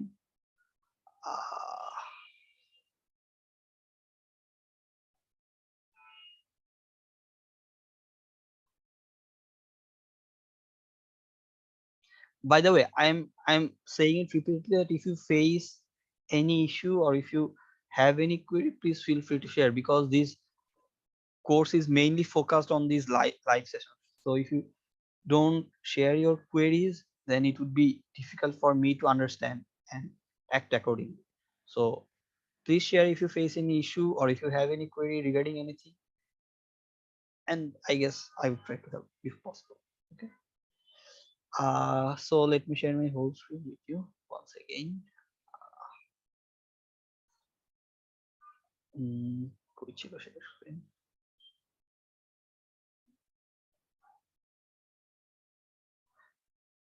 Is my screen visible again? Yes, sir. Okay, thank Yes, you. sir. So this is the interface of MATLAB. Okay, so after you have installed MATLAB on your PC, you will see some window like this. Okay, so we have some sections here, like we have a top section. Okay, by the way, by the way, I guess you are seeing the whole screen, right? The OneNote screen or the MATLAB screen simultaneously. Okay. So for the MATLAB intro, if I want to divide into some segments or the outline, what we are going to do is that we will discuss about the interface a bit. Interface means what MATLAB actually looks like, or what type of features are present here, or how we are going to use MATLAB. The interface means in easy words how MATLAB looks like. MATLAB এর চেহারা কেমন সেটাই আমরা দেখব, হ্যাঁ, কোথায় কি আছে সেটাই দেখব। So we will discuss about the interface, then we are going to discuss about the data type. We will discuss a bit about array and matrix.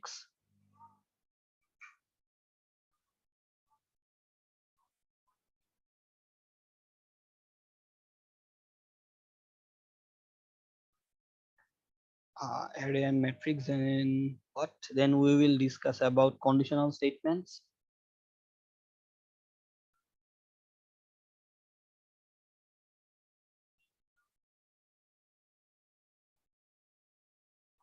conditional statement means we will look if else, this sort of things. Then we will look for the loops. We will see for loop or while loop. Your first assignment would be on MATLAB, and that assignment is individual. Okay, you have to solve some simple problems using MATLAB just to get accustomed with the interface or how to use MATLAB. So we will discuss for loop, while loop, তারপরে কি, we will see function, how to write function in MATLAB, and then we will see graph plotting. Okay, so that's somewhat what I will try to cover, or try to give an overview of these things today. Okay, no need to worry about anything. Throughout this whole course we will use MATLAB in each of the sessions, so you will get accustomed to, or you will get familiar with the interface regularly, but today we will just give an overview. So if I want to talk about the interface, you can see here is our window or a section. At the top here we have the home tab, we have a plots tab or apps, editor, publish, and view, right? So from all these tabs we will actually use the editor tab. So the editor tab will enable us to write codes in MATLAB. So we will write codes in MATLAB like you used code blocks, right? I guess you used code blocks for C programming in EEE282. So in MATLAB we can write the code and run the code from this editor tab, the editor tab here. Okay? And the home tab would be convenient for us. We may do something using the home tab as well. Okay, and I guess some of you are doing EEE, if I'm not wrong, EEE 221, right? 221, I guess you have done Yes. already, or some of you are doing. So you may have the opportunity to run Simulink there. Did you or not? আপনারা কি কেউ Simulink ব্যবহার করেছেন এর আগে, বা জি sir, আমি sir করেছি স্যার। আচ্ছা, কোন কোর্সে ব্যবহার করেছেন? স্যার কোর্সে না, বাট আমি হচ্ছে স্যার মানে নিজেই মানে আগে থেকে ম্যাটল্যাবে ইউজ করে অভ্যস্ত ছিলাম। আচ্ছা, ওকে, তাহলে ওটা আলাদা কথা। ঠিক আছে, আই গেস আপনার 221 এও হয়তো Simulink ব্যবহার করার কথা কিনা কয়েকটা এক্সপেরিমেন্টে, নাকি ওখানে বোধহয় মডিউল করেছেন? আচ্ছা, ওকে। সো ওখানে স্যার ডাইরেক্ট স্যার একটা লিংক দেওয়া ছিল, ওখানে গিয়ে খালি স্যার সার্কিট উপর নিচে করলেই ভ্যালু বের হইতো স্যার। আচ্ছা, মডিউলের মতন ছিল। আচ্ছা, বুঝতে পারছি। আচ্ছা, ওকে। So I guess for most of you, or for all of you, this is the first course to get introduced with MATLAB. So I am also putting emphasis on MATLAB because in some courses that we will face next, you have to use MATLAB, like for EEE 382 Introduction to Communication Engineering. In that course you have to use MATLAB. In 342 or 341L for version 3, this is EEE 341L, and similarly EEE 343L, digital signal processing. You have to use MATLAB there as well, and also some other courses. I guess EEE 223 or EEE 305L. That course is the control system. In control system course, you have to use MATLAB and some other courses. হ্যাঁ, বলেন sir. 2018 এর ভার্সনটা install করলে কি মানে ওগুলো মানে কি প্রবলেম হবে কি স্যার কোনো করতে? না, 2018 হলে সব চলবে ঠিকঠাক ইনশাআল্লাহ। ঠিক আছে, 16 হলেই ইনশাআল্লাহ সব চলবে, 18 হলে মোটামুটি দৌড়াবে, অসুবিধা নেই, মানে আপনার আটকাবে না কোথাও। ঠিক আছে, অন্যান্য কোর্স যা আছে। ওকে, মানে আপনার এই 4 বছরের ইঞ্জিনিয়ারিং এ মোটামুটি যা লাগে ইনশাআল্লাহ 18 দিয়ে সব করতে পারবেন। 16 দিয়ে ইনশাআল্লাহ করতে পারবেন, অসুবিধা নেই, 18 হলে ভালো হবে। ঠিক আছে, কাজে বেশি লেটেস্ট ভার্সন না হলেও ক্ষতি নাই যদি আপনি মনে করেন যে পিসিতে একটু ম্যাটল্যাব ভারী। আমার পিসিতে রান করতেও ম্যাটল্যাব ওপেন হতে অনেক সময় নেয়। হ্যাঁ, তো কাজেই ওইভাবেই আমরা ডিল করবো। অত লেটেস্ট ভার্সন না হলেও কোনো ক্ষতি নেই, ঠিক আছে? 16 হলেই আমাদের সব কাজ হয়ে যাবে, সব কোর্স এই 4 বছরেই দিন, ঠিক আছে? আচ্ছা, তো the thing that I was saying that we have the home tab here. From here we can open new scripts. So like in C programming we use .c file, right? We can write a code and save that in .c extension. So for MATLAB we will save any code file with the extension .m. So where we write the code, we call it a script. A script is somewhere we write our code. So from the home tab, if you click on this new script button, a new script will be open here. Okay, a new script will be open here, and if you see, here is the editor window here. In this editor window we can type whatever we want. Actually we will type the code here. Okay, our code would be here. We will type and modify the code in the editor window. Okay, and as I mentioned, this editor tab would be convenient for us because here we have the run option. We can run the code and do other type of things. And one other window you can see, that's the current folder. The current folder would be the folder where we save our code files. Okay, the current folder would contain the files, the code files. Here is the current folder actually is locating at some different position here. Whenever we save the code, this current folder would point, or this current folder would show us where the code files are present. Here is the workspace in the bottom left. So in the workspace, we will have all the variables. Whenever we run a code, we have some variables, right? We have some variable and the value. So in the workspace window, we will see the variables, their name and their values here. Okay, we can explore the variables from workspace window. And the most important thing for us in MATLAB is this editor window, these white color window here, and the command window. Okay, so these two things are the most useful ones for us. Okay, so as I mentioned, in editor window we will write our code, and in command window we can execute some simple one-line code here. Okay, so in command window we can give some command, or we can run some single line code here to see what is actually happening before writing it in the code. Okay, so this command window is actually the place where we can practice. This command window would help us to practice and learn what is actually happening, and after doing some practice here, we can write the code in editor tab, in this editor window. Okay, so that's the interface of MATLAB, the things that we can see all around. Okay, and we will gradually be more accustomed with MATLAB in the subsequent sessions. Okay, so let's start the very first code in MATLAB. Okay, so whenever, and we are going to print the hello world here as well. Okay, the first thing that we do whenever we try to learn any new thing in coding. So we are going to print hello world here using MATLAB. That's the first thing we are going to do. Okay, so whenever we try to write in code in MATLAB, we write 3 lines at first. Okay, like in C programming, you had to include some header files, right?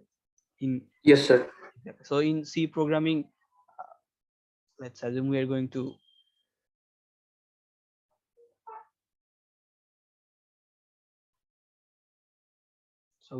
write a code in MATLAB. Okay, so if necessary, I may take one more session on MATLAB if it is necessary. Okay, so no worries. We would try to go slow so that you can understand everything properly. But the thing what you have to do is you have to stick with us. That's the only thing you have to do. Okay, so we will try to go slow and explain as much as we can so that everything becomes easier to understand, but please stick with us. Okay, have some patience, stick with us, and hopefully this course would be a very easy one for everyone. Okay? So you have to be a bit sincere and stick with us, and everything will be fine. So if we want to write the very first code in MATLAB, if you can recall, in C we had to include the header files or the library files. Like we write this type of things, hash include stdio.h, this type of things, right? The header files, or Yes, sir. Ponyo.h, that math.h. math.h, exactly, some header file. So in MATLAB we don't need to include any header file or any library file for ourselves, but we need some lines that would be convenient for us before writing a script or writing a code file.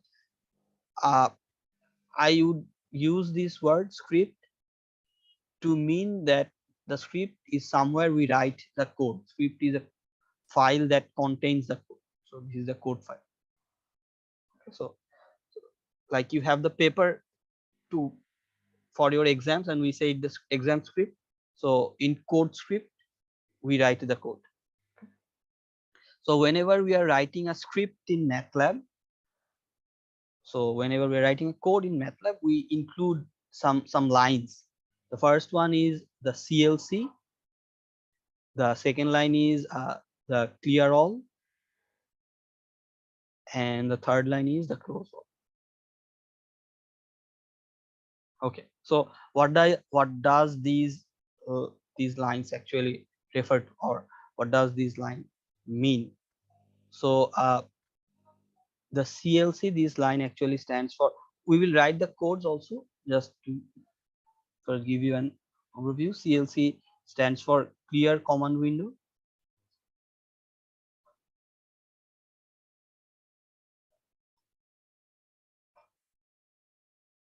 Then clear all actually clears all the memory.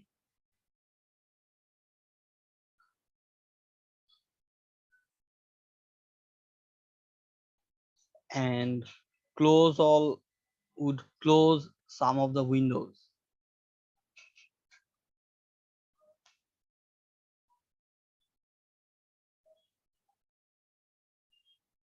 Okay, so let's see what actually happens. So as I mentioned, the playground or the practice field for us is this command window. We can do whatever we want in this command window here. So you can do some addition. Let's assume we have to add two numbers, 5 plus 10. So I guess you have used Mathematica, right? Mathematica or this type of software. Yes, sir. Yes, sir. Wolfram Mathematica. Wolfram Mathematica. So MATLAB would have some features related to Mathematica. I guess you may find some relevance with Mathematica in MATLAB as well. Okay, so in command window you can do some basic operations, like you can add two numbers, 5 plus 10, and if I hit enter, then you will get the answer here. Okay, so if you want, you can do some multiplications, 10 into 96, so you will get the result here as well, and all those things would remain here. The calculations that you are doing will remain in this command window. Okay, so we just have to press enter, like right, sir, after the command. yes, after writing something you have to hit the enter button. You have to press the enter. Okay, so and also you can define some variable. Let's assume I have a variable, I want to define a variable a and assign the value to 6, and let's assume I want to define one more variable b. Let's assume this is 9. So we have two variables. By the way, if you can look, our workspace is being updated. If you look at the bottom left, as I am writing the variables, our workspace is being updated. If you look at, we have a variable called a. As I mentioned, the workspace will contain all the variables and their values. Okay, so the workspace, from the workspace you can see what variables we have right now. Okay, what variables we have right now, we can see in the workspace window. So we have a variable a and it has a value of 6, as we defined it as 6, and we have the variable b and it has a value of 9 here. And the answer is a default variable for MATLAB. Whenever we are not going to put the answer in any variable, then MATLAB defines a default variable called answer, and the answer variable contains the updated 960. Okay, so you can play around, like you can add these two variables now, a plus b, so you will get the answer 15, right? 9 plus 6 will get Sir, square করেন তো sir okay. So if we want to do the square in MATLAB, we have the conventional operator that looks like this. For square we actually use this type of thing, right? To square we write in this manner. We use these operator or this symbol, and in MATLAB we will use these actually. Let's assume we have to find let's assume we want to find 9 square. So 9 square, we have to write it in 9, then this and 2. Okay, so if you look on your keyboard, the button 6 will give you that symbol. So if I write 9 and then give this thing, it would be on button 6 on your numbers. Yes sir, we found it. Exactly, on the top portion. So if we put 9, so these actually refers to power or the exponent. So this is 9 square. So if I hit enter, we will get 81. Okay, so let's assume we want to determine 9 cube. So 9, then give this power symbol or the exponent symbol, and if you write 3, it would give you 9 cube. I guess that's 729. Okay, so let's assume we want to determine 2 to the power 4. So this is 2 to the power 4. We get 16 here. Okay, so you can do any sort of thing. If you want to determine the remainder, in C you used the percentage sign, right? Modulus. So Yes sir. yes, so you use the percentage sign to find the remainder, the modulus. So let's assume we have to find the remainder of 9.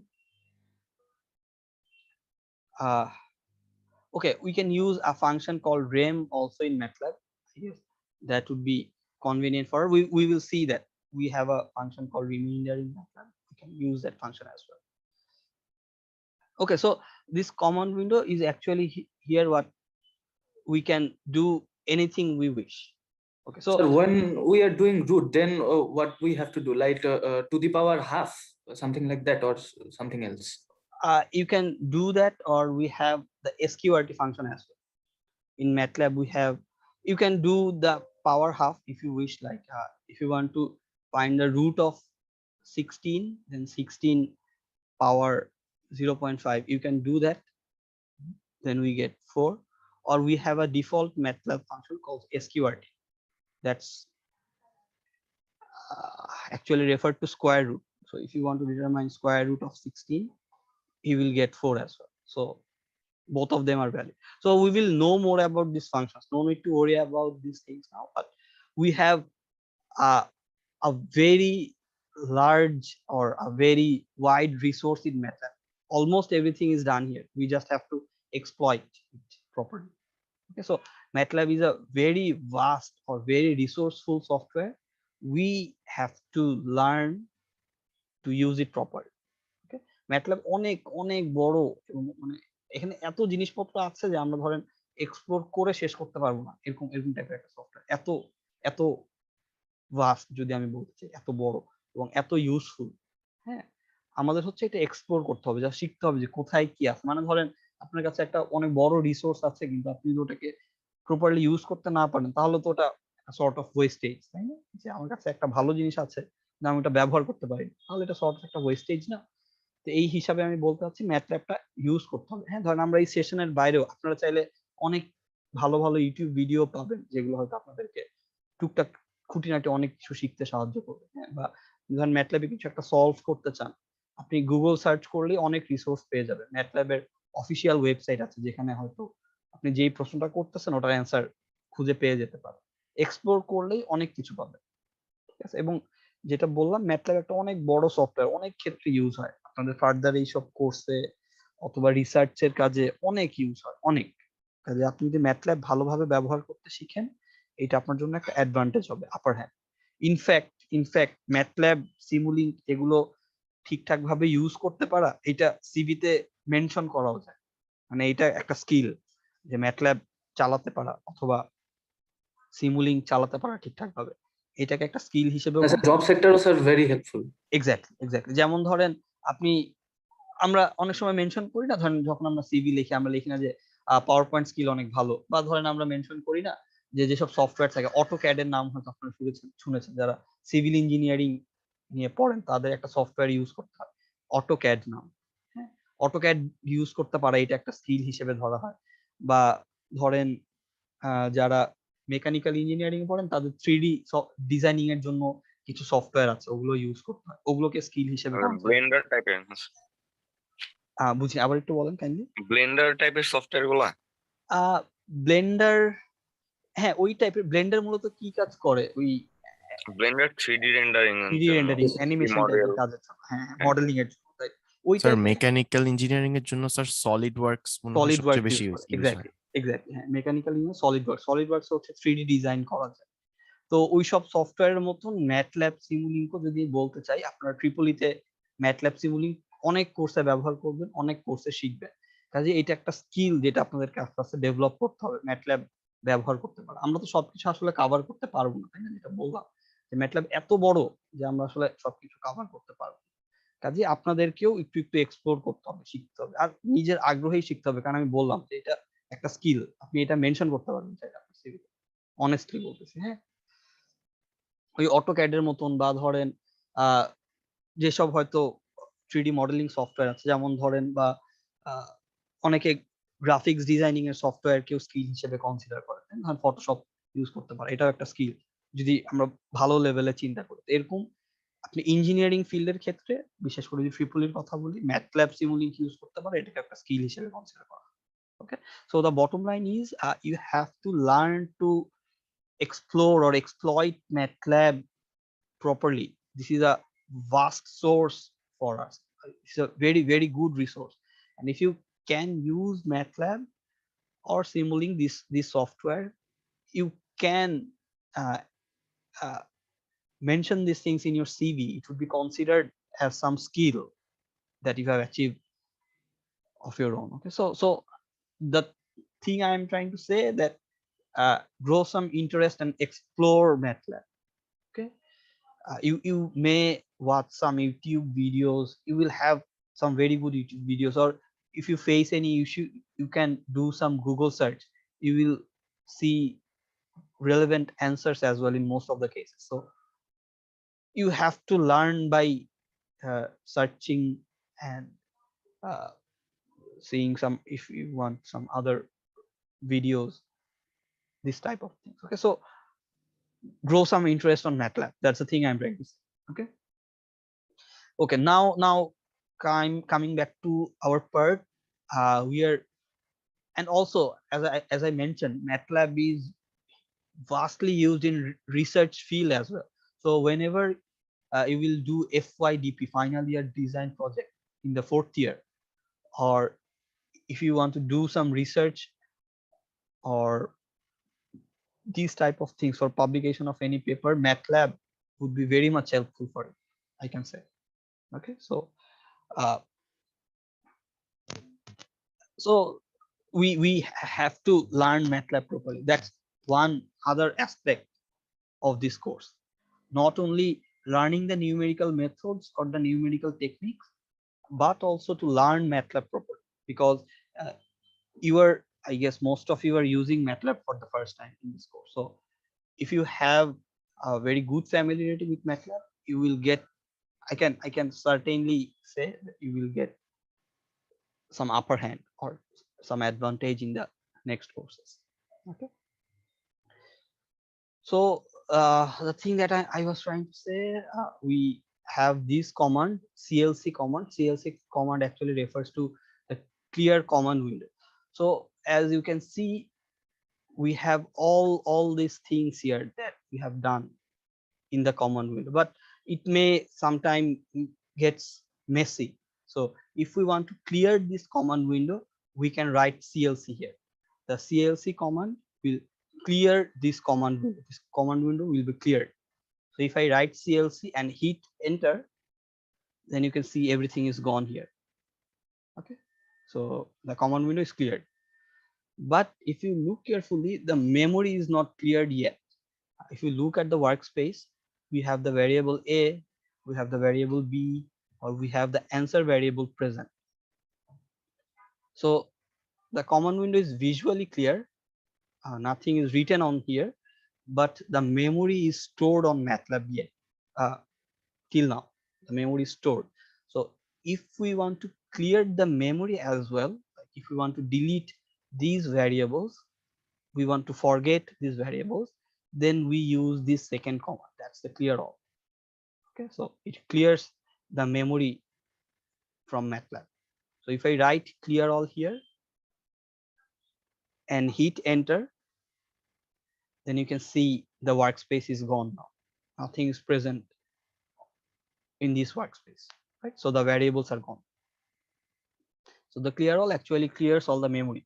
So whenever we write any new script, it's better we mention clear all, because we may have some other variable previously stored. So it would be cleared and it would be convenient for us. Okay. And the last command is the close all command. And the close all command actually performs the task of closing some window. Like we may have multiple windows open on MATLAB in some cases. For now, we have only one window here. We have only one window, but in some cases, we may have multiple windows open. Like whenever we are trying to plot some graph, we have multiple windows. So if in those cases, if we write close all, then MATLAB will closes those windows for us. Okay. Okay, so let's write the first script. The close all command would be better understandable when we have multiple windows. We have only one window right now. By using the term window, that we have only single window here. If I minimize this, no other window is present for MATLAB. Okay. Like if I hover on to zoom, you can see I have two windows. One is the Zoom's main window, and the second one is the window that's recording the meeting control, or the meeting I am hosting here. So here we have two windows, but for MATLAB we have only one window right now. So close all command would actually be better understandable when we have multiple windows open. Okay, so now we are going to write our first code. I'm going to write CLC, then clear all, and then close all. So whenever we write any script, we write these 3 lines first. Okay. That's the basic convention of writing any code in MATLAB. And let's assume then we are going to print the hello world. Okay, so if we want to print something, we can see those things in command window. Like if you run something in C, we use the printf function, right? The printf function helps. Yes, sir. Exactly. So the printf function helped us to Print the string. Print the string. Yes, exactly. Print the string or any variable, the value of any variable. These type of things. So in case of MATLAB, if we want to print something, we can use the disp function. Okay, so we have a function called disp. Disp function actually displays anything, any variable or any string or whatever. Okay, so if we want to print something here, we can write, let's assume disp hello world. Okay, okay, so this disp function is a built-in function in MATLAB, like something related to printf in C. Okay, so this is a default function or built-in function. Built-in function means this function is already written for us by the makers of MATLAB. Those who have created MATLAB have written some basic functions, and disp is one of them. It helps us to display anything. So here is one more thing that I should mention. If you look carefully at the top right corner, we have a search bar here. That's called the search documentation. If you look carefully, here we have login, and at the left of it, we have the search documentation. So in this, we can search for any function and see its documentation. Okay, so what does documentation actually refer to? In easy words, documentation is the user manual of any function. Okay, documentation is a user manual. So let's assume we want to use a function and we want to know how to use the function, right? So whenever you're using the function for the first time, the method of using the function may not be known to us, right? So we may have to know how we are going to use the function, right? So in those cases, documentation helps us. Documentation is actually user manual, if I want to say.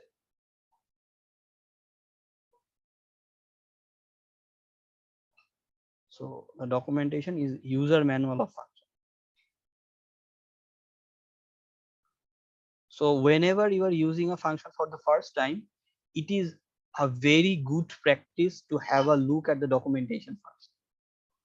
Though in most of the cases we don't read the user manual, that's the practical case, but it is always suggested to go through the user manual first, right? So we are supposed to read the user manual, and then we are supposed to use the equipment or component or any electrical equipment, right? So the same case goes for any function we use in MATLAB or any programming language. Any programming language, whenever you are using a function, it is supposed that you should have a look at the documentation first.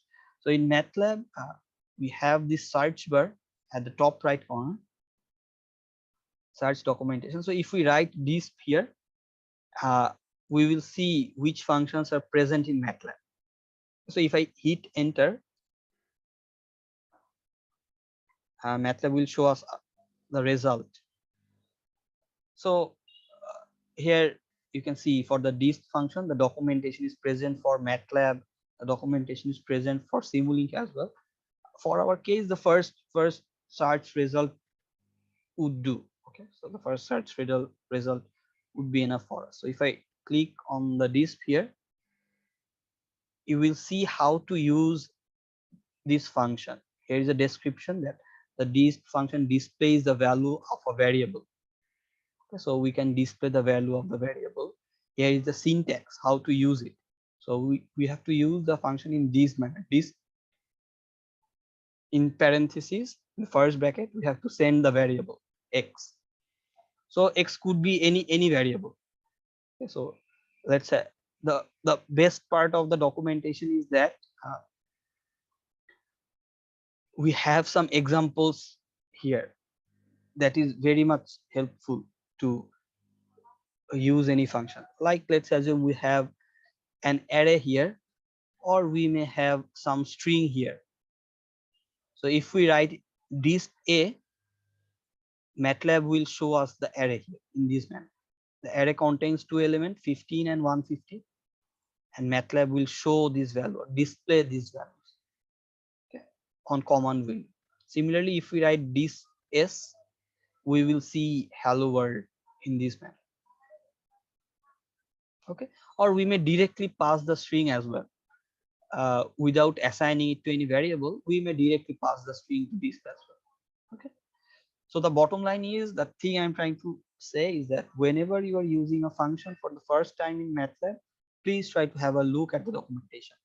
We may don't need to read all the things in documentation, but at least have a look at the example. Okay, the documentation is pretty large. If I just scroll down, you will see so many examples or so many other things written here. We don't need to understand everything, but it is a very good practice to have a look at the documentation first. Okay, at least to have a look at the examples, how to use the function properly. Okay. And also you will see similar type of functions that's present in MATLAB. Like we have fprintf here as well, similar to printf function, the function that was present in C printf. Yes, sir. We have the fprintf function as well. So you can see the similar functions suggested by MATLAB as well. Okay. The bottom line is, all the information you will get in this documentation page. That's the thing. So let's run the code for the first time and let's see what happens. So I'm going to press the run button here. This run button. Here is a play sign. So if I hit the run button, MATLAB will prompt us to save the code first. Okay. And I would suggest everyone to save the codes in some folder where you find it convenient. Like if you see MATLAB is suggesting somewhere that's not very familiar to me, suggesting me in my C drive, in Windows folder system32. This folder is not accessible to me, or I don't access this folder so much, but I want to save my code file somewhere it's convenient for me to access, right? So you can choose any other directory if you wish. Let's assume I'm choosing some other directory from here.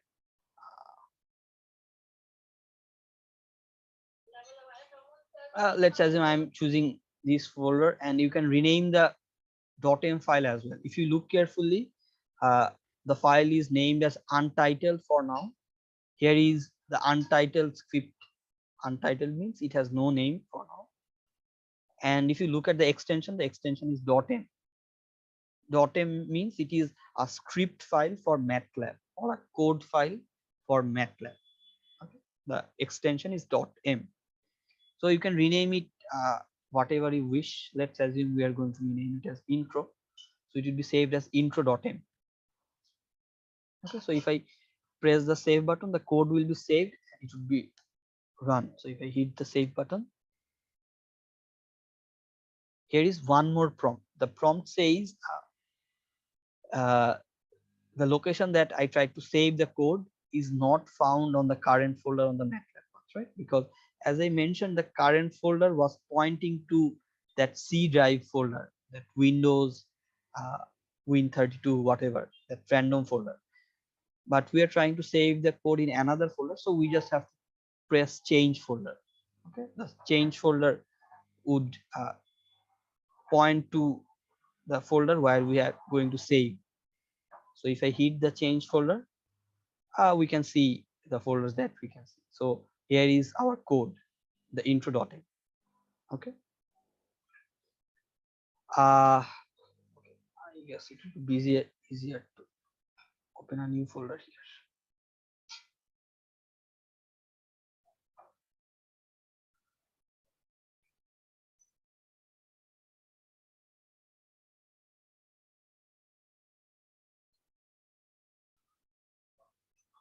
So I'm going to move this file.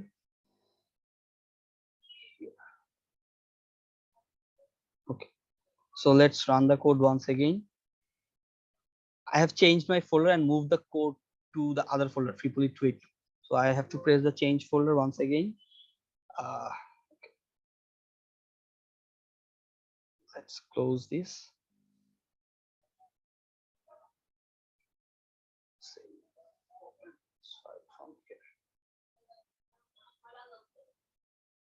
Okay, so in this folder we have only one file for now, intro.m, and in the command window you can see the hello world has been printed out. Okay, so that's the way you can print anything on command window. Let's say we want to print some variables, or like the thing we have to determine the square or the cube and print the value in command window. So we can define the variables. Let's assume we have a variable called a, it is 5, and we want to take the square of 5. So let's define one other variables, square, and name it as square a. So we are going to write a square. So this variable contains a square. A is 5, so we are taking the square of 5. And if we want to display the square of the result, we will put the name of the variable simply here. Then we will see what is the value of square a. Okay, so if I hit the run button, then we can see it's 25. Okay, so 25 is shown here. Square a is actually holding 5 square. Okay, and also you can see in the workspace the variables have been introduced. We have the a variable that we initialized as 5, and we have the square a variable that contains the value 25. One more thing that I should mention, you can see I am putting semicolon after some lines and not putting semicolon after The some command. other lines. Yes. So what's the significance of semicolon in MATLAB? Let's explain that thing first. Okay, so in C, if we don't put semicolon after each of the statements, we get syntax error, right? Our code does not get compiled, and we get actually compilation error or syntax error, this type of things. But in MATLAB, the programming language is pretty much flexible and convenient. MATLAB makes everything easier for us. Okay, we don't have to put semicolon, or if we wish, we may put semicolon as well. Okay, so let's see what happens if we put semicolon, and let's see what happens if we don't put semicolon in MATLAB. Okay, so if you look carefully, then you can see I haven't put any semicolon after a equals 5, this statement, right? So if you can see, here is something in orange color. I guess it can be visible. By the way, the font that I'm using here, is it okay? Should I make my font larger, or is it okay to see everything? Okay to see, sir. Okay to see, sir. So if you look carefully, then you can see here is some orange color box in this equal sign. If I hover my mouse pointer, you may see something written here that MATLAB says, or MATLAB suggests, to terminate statement with semicolon to suppress output. Okay, so MATLAB is suggesting us to terminate a statement with semicolon. So if we terminate a statement with semicolon, then the output would be suppressed. Output would be suppressed means, let's assume I am putting a semicolon here, and now if I run the code, nothing is shown in command window. So the variable or the output has been suppressed. Suppressed means it has not been shown on command window. But if I remove the semicolon, we will not get any error. No error would occur, and our output would be shown in command windows. If I run the code now, you can see the value of variable a is shown command window automatically. Okay, so if we don't put a semicolon, then everything would be displayed on the command window. Everything would be displayed on the command window. But it becomes a bit hazy, or it becomes a messed up situation if everything is printed out on command window, right? We don't need to see everything in command window. We may need to see some specific value of the variables, some specific variables. So it is a very good practice to put semicolon after each of the statements. Okay, so if I put the semicolon and run the code, the value of this variable is not shown. But if I remove the semicolon and run the code, then the value of the variable is shown. Okay, so the output is not being suppressed, the output is being shown. But if I put the semicolon, then the output is suppressed, and it is better to use the semicolon because as I mentioned, we don't want to see everything, we want to see some specific things. So whenever we are suppressing the output, then we may use the disk function to show the variable explicitly. So if I now call the disk function, though the output is suppressed or the output is not supposed to show, as we are calling the disk function, the output would be shown now. So if I run the code, then the disk function will act and show the variable as 5. Okay, so it is a good practice to put semicolon after every line. But if we don't put semicolon, then it would not be an error. Our code would compile and run fine, but better to put semicolon after every step. It is better. It's a good practice. And the values that you want to see, just call the disk function. The disk function will show you the values. We don't want to see all the variables. Okay, so that's the basic thing. Let's assume we want to add 2 numbers. Let's assume we have one more number b, that is 10, and we are referring one other variable called add, and we are adding these a and b, and we want to see the value of this addition result. We don't want to put or see a, or we don't want to see b, we just want to see the variable add here. So I'm assigning these variables and adding them, then just printing the add variables. If I run the code, we are seeing 15. And if you look carefully in the workspace, we have all the variables here. The a variable contains 5, the b variable contains 10, and the add variable contains the value 15. Okay, sir, if we directly write a plus b in the disk function, then will it work? Yes, it would work fine as well. If we write it is এখানে sir C এর মতো আমাদের মানে ব্র্যাকেটের ঝামেলাটা নাই, তাই না? ব্র্যাকেট বলতে মানে এটাকে ব্র্যাকেটে রাখতে হতো এরকম কিছু আছে? মানে সি তে তো আমরা অনেকগুলো সেকেন্ড ব্র্যাকেট ইউজ করতাম।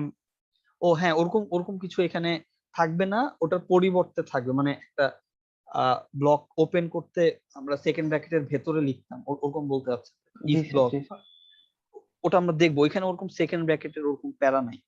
ওকে স্যার, আমার একটা ইয়া ছিল যে স্যার মানে আপনি a = 5 এর পর যে সেমিকোলন দিছেন, মানে অ্যাকচুয়ালি মানে ডিসপ্লেতে আপনি শুধুমাত্র ওই অ্যাডিশনটা দেখতে চাচ্ছেন, দ্যাটস ওয়াই সেমিকোলন ইউজ করছেন, তাই না? এক্স্যাক্টলি। ধরেন আমি এ তে দিলাম না, লেটস সে আমি এ তে দিলাম, তখন যেটা হবে এ এর ভ্যালুটাও দেখাবে এমনি, আর অ্যাডিশনের ভ্যালুটা তো আমি দেখতে চাই এটাও দেখাবে। ধরেন আমি রান করি কোডটা, তাহলে দেখেন এই যে এ এর ভ্যালুটাও দেখাচ্ছে আর অ্যাড এর ভ্যারিয়েবল 15 যেটা সেটাও দেখাচ্ছে।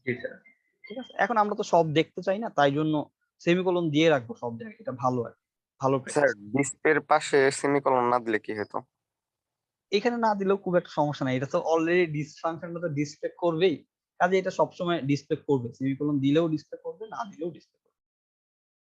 ঠিক আছে, ধরেন দিলাম না, আর যদি এখন দিয়ে রান করি তাও সেম জিনিসই আসবে, অসুবিধা নেই। ঠিক আছে, ওকে। এই জন্য যেটা বললাম যে এটা গুড প্র্যাকটিস, এটা ভালো অভ্যাস যে আপনি সব লাইনের শেষে সেমিকোলন দেন, তাতে অসুবিধা হবে না। ঠিক আছে, আচ্ছা আচ্ছা, so that's the basic things about writing some simple line code lines. Sir আমি যদি ওখানে a plus b plus extra sir অন্য যে কোনো একটা শুধু নাম্বার ইউজ করি, মানে কোনো ভ্যারিয়েবল না, করতে পারেন। ধরেন এখানে আপনি প্লাস 100 দিলেন, দিতেও পারেন। ধরেন এখন যদি আপনি রান করেন তাহলে 115। আচ্ছা আচ্ছা, মানে যেভাবে আপনি চান সেভাবে, একদম এটা সোজা। ম্যাটল্যাবে কোড লেখা এক্সপ্লোর করা একদমই সোজা। সি তে যত কষ্ট ছিল এখানে অনেক সোজা থাকছে, অনেক সোজা। ঠিক আছে, আচ্ছা, So that's all about writing some simple lines in MATLAB. So one other thing that I was willing to discuss is the data types. So what do we mean by data type? So in C, we have several data types. If you can recall, in C, we have int type data. We have in C, we have int for integer variables, right? We have float for decimal place number. We have double for double precision decimal place number. We have character, right? For single characters. In MATLAB, we don't have to explicitly mention any data type. That's one other convenience in MATLAB. So you don't have to mention. So in MATLAB, we don't need to mention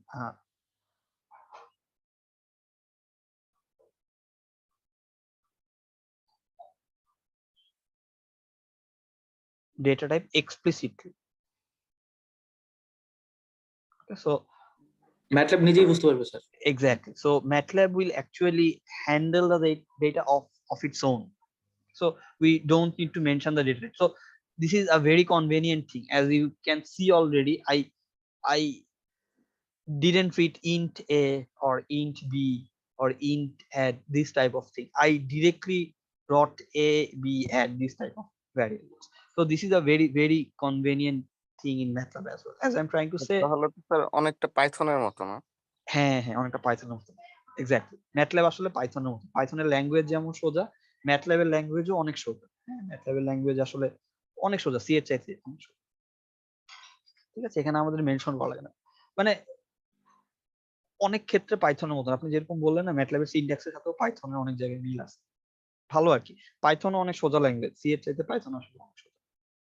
যাই হোক, so we don't have to mention the data types explicitly of your own. MATLAB will handle that of its own.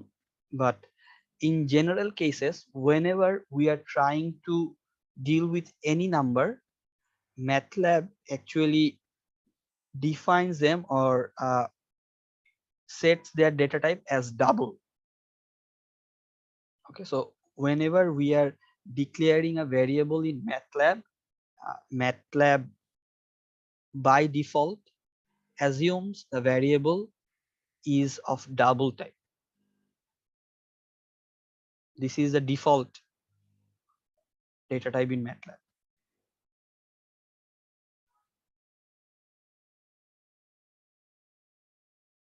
Okay, because double actually can handle any number with the most precision. Like double type variables can handle any integer or any floating point number, any decimal place number, and it has the most precision, means it can handle with more decimal places. So if you want to see the data type of the variable, you can go in the workspace and double click on the variable. So if you see, if I double click on it, so I'm double clicking on it and a new window will open.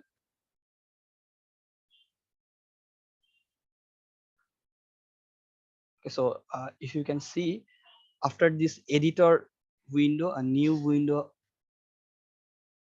is now visible. That's called the variables window, a variable for a. And in this window, you can see the value 5 here.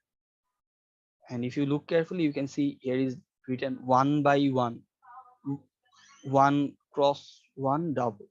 So the variable is a double type variable, and it's something referring to 1 by 1. So I will say what this 1 by 1 actually refers to. Can anyone say, or can anyone assume? It refers to matrix. Exactly. 1 by 1 matrix. So exactly. So that's one other thing MATLAB actually deals anything with the variable. Whenever any variable is present on MATLAB, MATLAB actually considers that variable in matrix format. Okay, so the first thing that I say that whenever we are referring any number, MATLAB considers it as a double type number. And another aspect is that whenever we are defining a variable in MATLAB thinks that as a matrix. Okay, so why matrix?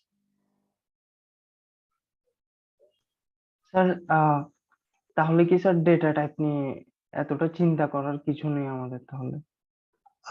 হ্যাঁ, এখানে আমাদের data type নিয়ে আসলে অত চিন্তা করা লাগে না, মানে MATLAB অটোমেটিক সবকিছু হ্যান্ডেল করবে, আমাদের নিজে থেকে কিছু মেনশন করা লাগবে, ঠিক আছে? Okay, so the reason for dealing with matrix is that matrix operations are faster than normal scalar number operations. Like whenever we have some loops, we may avoid some loops using matrix multiplication. By the way, one more thing that I should mention, the name of MATLAB.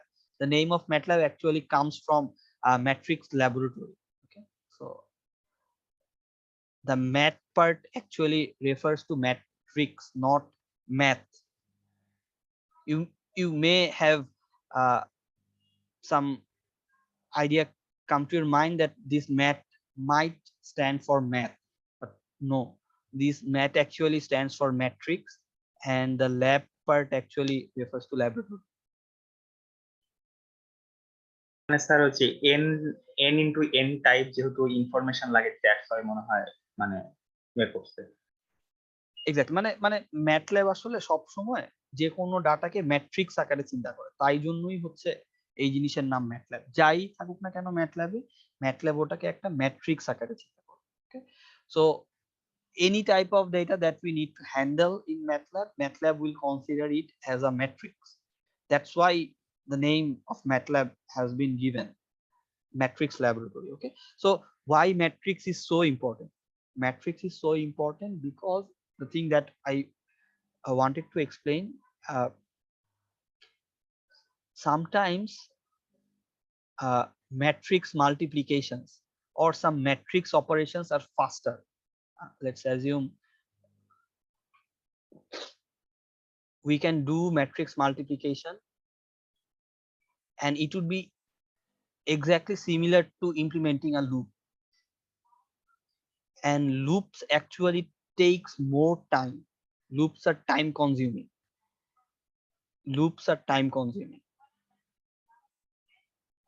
But matrix multiplication is much faster. But if we consider about matrix multiplication is much faster. So if we can replace loops with matrix multiplication, our runtime would be better, our codes will be faster. Okay, so that's why this is one reason why matrix is used in MATLAB. We will see how MATLAB deals with arrays and matrix. We will see. So in some cases we can avoid loops using matrix multiplication, and those things will help us to reduce the time to run any code. Okay, matrix multiplication is faster, so our codes will run faster. It would be our runtime of the code would be better. So this is one thing, and another thing is that when we have a very big chunk of data, then considering those data as in matrix format also gives us some advantage. Okay, যখন আমাদের হাতে অনেক data থাকে ওগুলোকে normal একটা একটা আলাদা আলাদা ভ্যারিয়েবল হিসেবে চিন্তা না করে ম্যাট্রিক্স আকারে চিন্তা করলে অনেক সুবিধা হয়। ওইসব ক্ষেত্রেও MATLAB আসলে অনেক দ্রুত কাজ করতে পারে।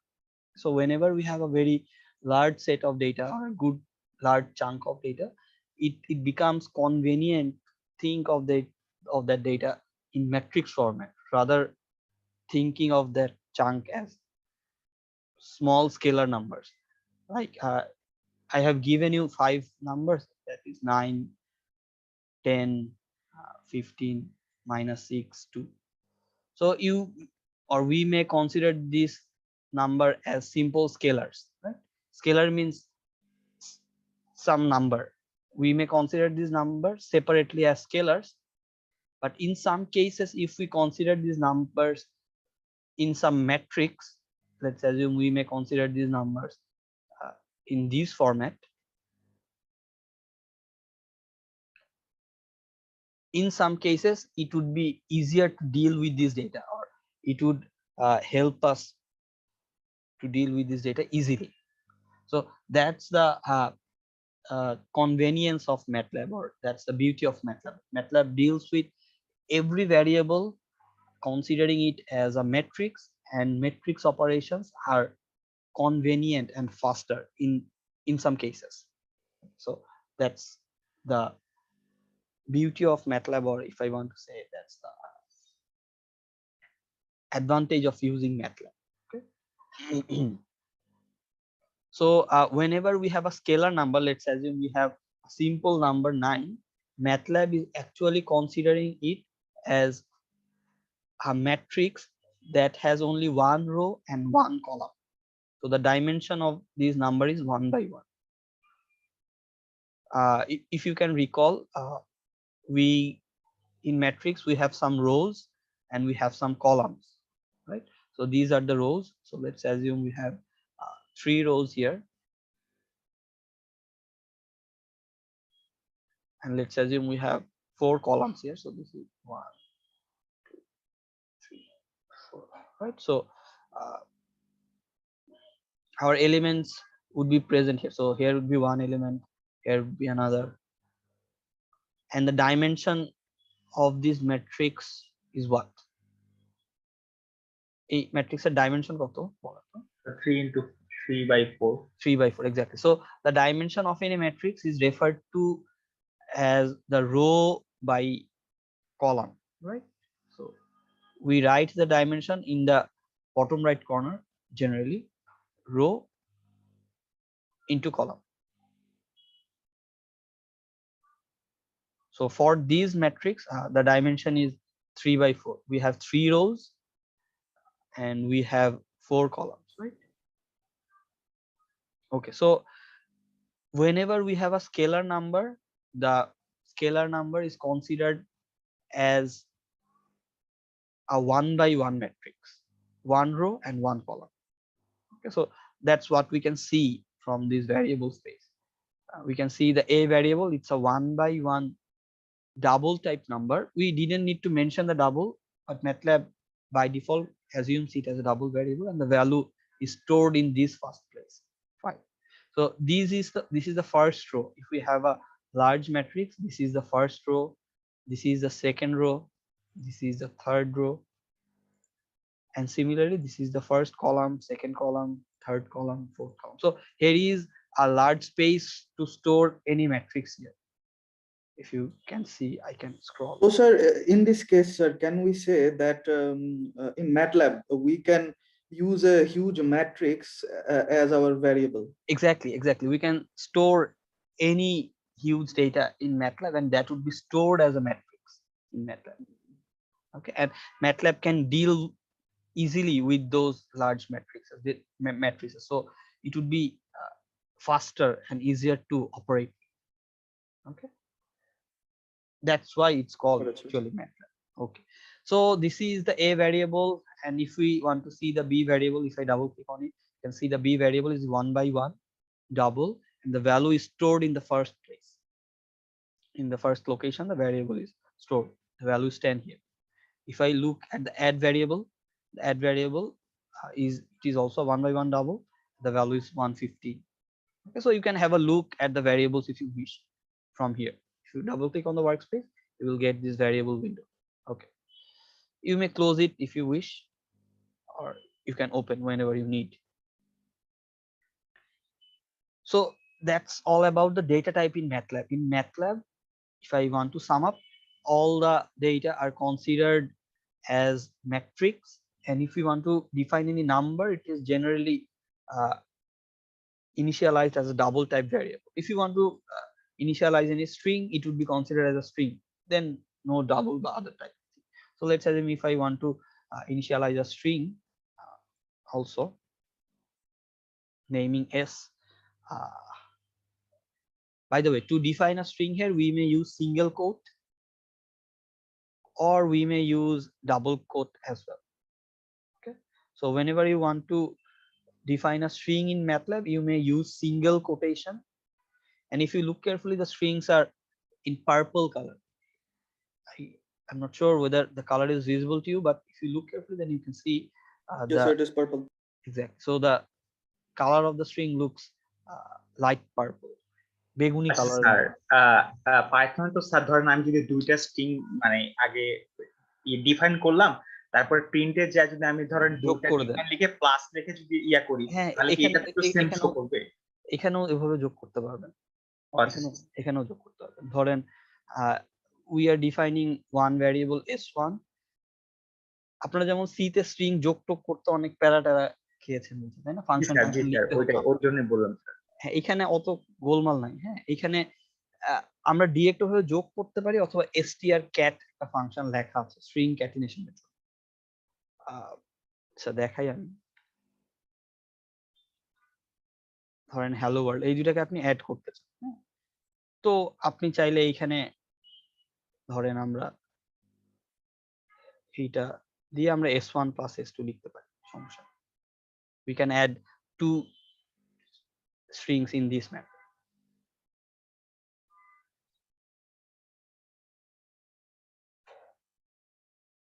Okay, so if I run the code now,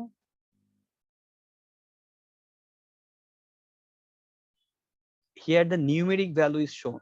So if we want to add the string, then we have a function that's defined that's called the strcat, string catenation.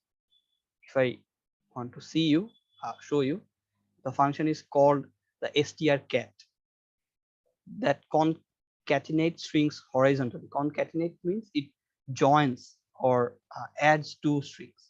Okay, so if I see the strcat, you just have to pass the two strings. Let's see if we have a string good, another is morning, and if we pass those two strings in strcat, the two strings would be added. Okay, in other way it would be shown as the numeric value. Okay, so we just have to call the strcat function. This strcat function is a default function, it is already been written on MATLAB. So now if we want to run the code, you can see that these two values are shown. 115 was for the add and stradd was for concatenating two strings. So স্পেসটা নিল না কেন sir হ্যালোর পরে? স্পেসটা যদি দিতে চান ওটাকে আলাদা একটা স্ট্রিং হিসেবে আর কি ডিফাইন করে নিতে হবে, অথবা আরেকটা কাজ আমরা করতে পারি, আমরা ডাবল কোট দিয়ে দিতে পারি। আই গেস ডাবল কোটও একটা সমস্যা হতে পারে, একটু রান করে দেখি। ডাবল কোড দিয়ে দিতে পারেন, হ্যাঁ, ওভাবে দিলে ক্যারেক্টার ওয়াইজ নেয়, তো ডাবল কোড দিয়ে দিলে তখন স্পেস নেয়। স্যার আমরা ইনপুট কিভাবে নিব? আচ্ছা হ্যাঁ, ওটাও বলে দিচ্ছি। Okay, so that's the basic things. Data type গেল, ইনপুট একটা দেখাই দিচ্ছি আপনাদের। আর কি নিয়ে বলতে যাচ্ছিলাম, অ্যারে এন্ড ম্যাট্রিক্স। আচ্ছা ইনপুট নিয়ে বলি, আচ্ছা অ্যারে ম্যাট্রিক্স এর নেক্সট দিন বলবো। হ্যাঁ, আজকে যেহেতু সেশন বড় হয়ে যাচ্ছে, আজকে আপনাদেরকে একটু একটা সম্পর্কে একটু বলি, কন্ডিশনাল স্টেটমেন্ট। ঠিক আছে, এই সপ্তাহে আপনাদের কাজ থাকবে মূলত ম্যাটল্যাব ইনস্টল করা। আমি এই বৃহস্পতিবারে আপনাদের এই ভাইবার সেশনের ইয়েটা দিয়ে দিব, বৃহস্পতিবারের ভেতর সবাই ম্যাটল্যাবটা একটু ইনস্টল করে ফেলবেন, ঠিক আছে? আচ্ছা okay, so let's move on to conditional statement. নাকি অ্যারেটা দেখাই দিব আগে? আচ্ছা অ্যারেটা দেখাই দিই, ইনপুটেরটা দেখাই দিচ্ছি, তারপর অ্যারেটাও দেখাই দিচ্ছি। Okay, so if we want to take user input from the console, or as you are familiar, we use scanf function, right? So similar to scanf function, we have the input function here. Actually we don't need to use those type of functions much, but we have input function here. This input function is predefined in MATLAB, or the built-in function. So if I look at the input function, in input function you may give a prompt, and the value would be stored in this variable x. Sir পাইথনের মতো কিছু হ্যাঁ, পাইথনের মতো। আচ্ছা, so if we want to, let's assume these a and b variable, we are going to take the user inputs for these two variables rather than explicitly assigning the value. Okay, so we can use the input function. This input function is a default function, predefined function in MATLAB. You can give a prompt. Prompt means something would appear on the screen and the user would give the value. Let's assume we can write please enter the value of first number. Okay, so this prompt would be visible to screen, and what the user gives would be assigned to a variable. And similarly, we can do the same thing for the b variable as well.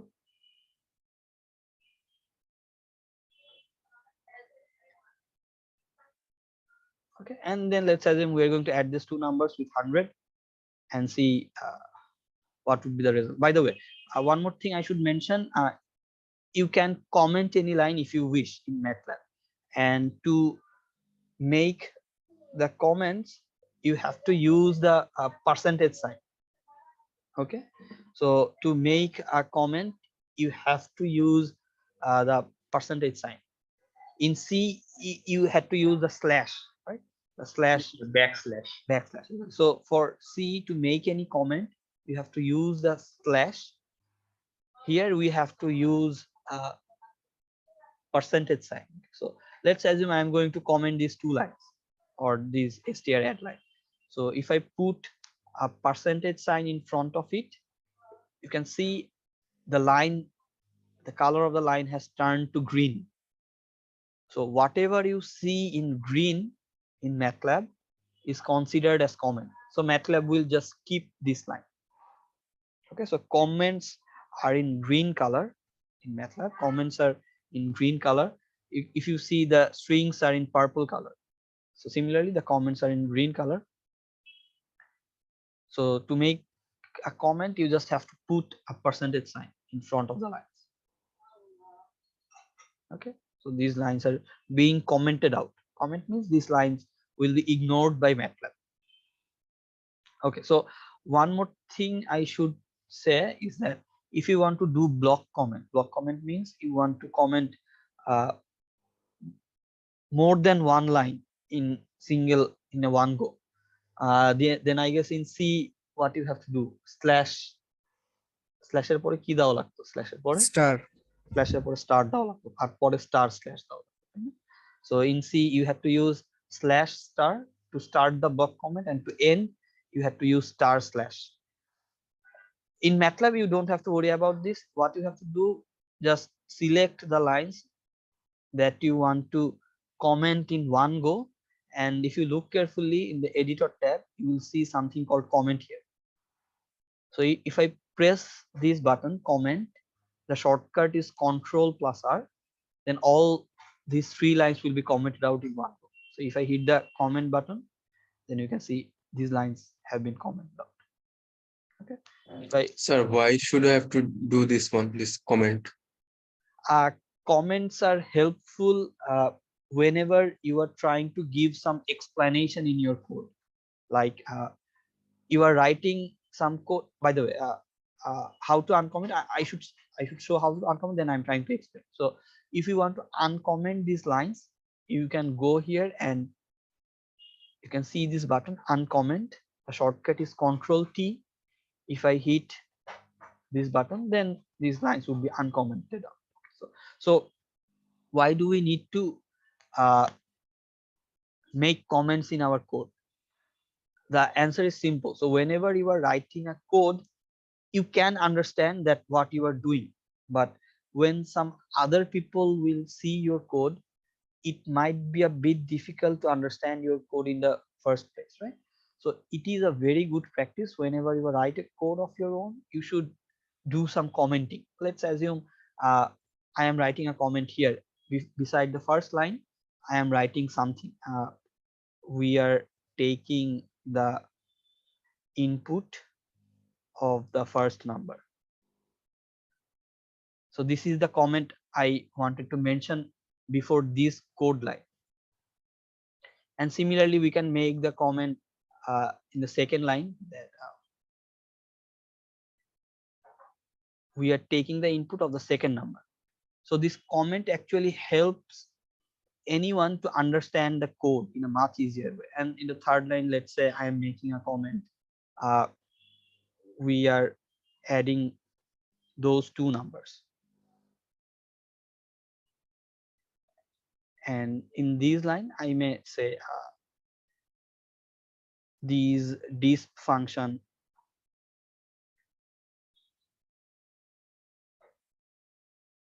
shows the value. So now if anyone who doesn't know much about my code, he can read out these comments and it would be easier for him to understand, right? So it is a very good practice that whenever we are writing some code of our own, we should make some comments with it, so that if other people is trying to read and understand the code, it would be easier for them. Clear? That's the purpose of commenting. ঠিক আছে, মানে comment হচ্ছে যাতে অন্যরাও পড়ে বুঝতে পারে আমাদের কোডটা, এটার জন্যই আমরা আসলে কমেন্ট করি। ঠিক আছে, এই লেখাগুলোতে আপনি যা চান তাই লিখতে পারেন। এখানে কি বাংলা লেখা যায়? দেখি তো। না, এখানে বাংলা দেখা যায়। চাইলে এখানে আপনি বাংলাতেও লিখতে পারেন যে আমাদের এই কোড কি করে। বাংলা ক্যারেক্টার গুলো ম্যাটল্যাবে ধরতে পারছে না।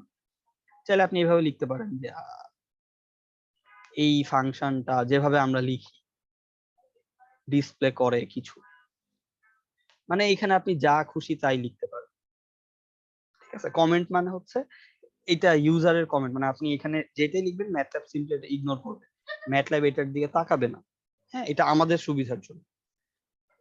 ঠিক আছে, কমেন্ট গুলো হচ্ছে আমাদের নিজেদের সুবিধার জন্য। তো আপনি এখানে যা যা যা লিখতে চান, রচনা লিখলেও কোনো সমস্যা নেই।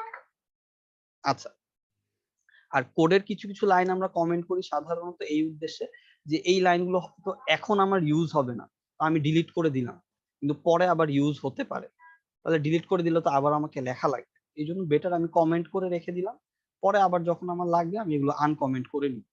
আনকমেন্ট করে নিলে তাহলে আবার এগুলো আমার কোডের ভিতরে চলে আসবে। ঠিক আছে, so one other purpose of commenting is that you may find some portion of your code unnecessary for now, but it might be necessary later.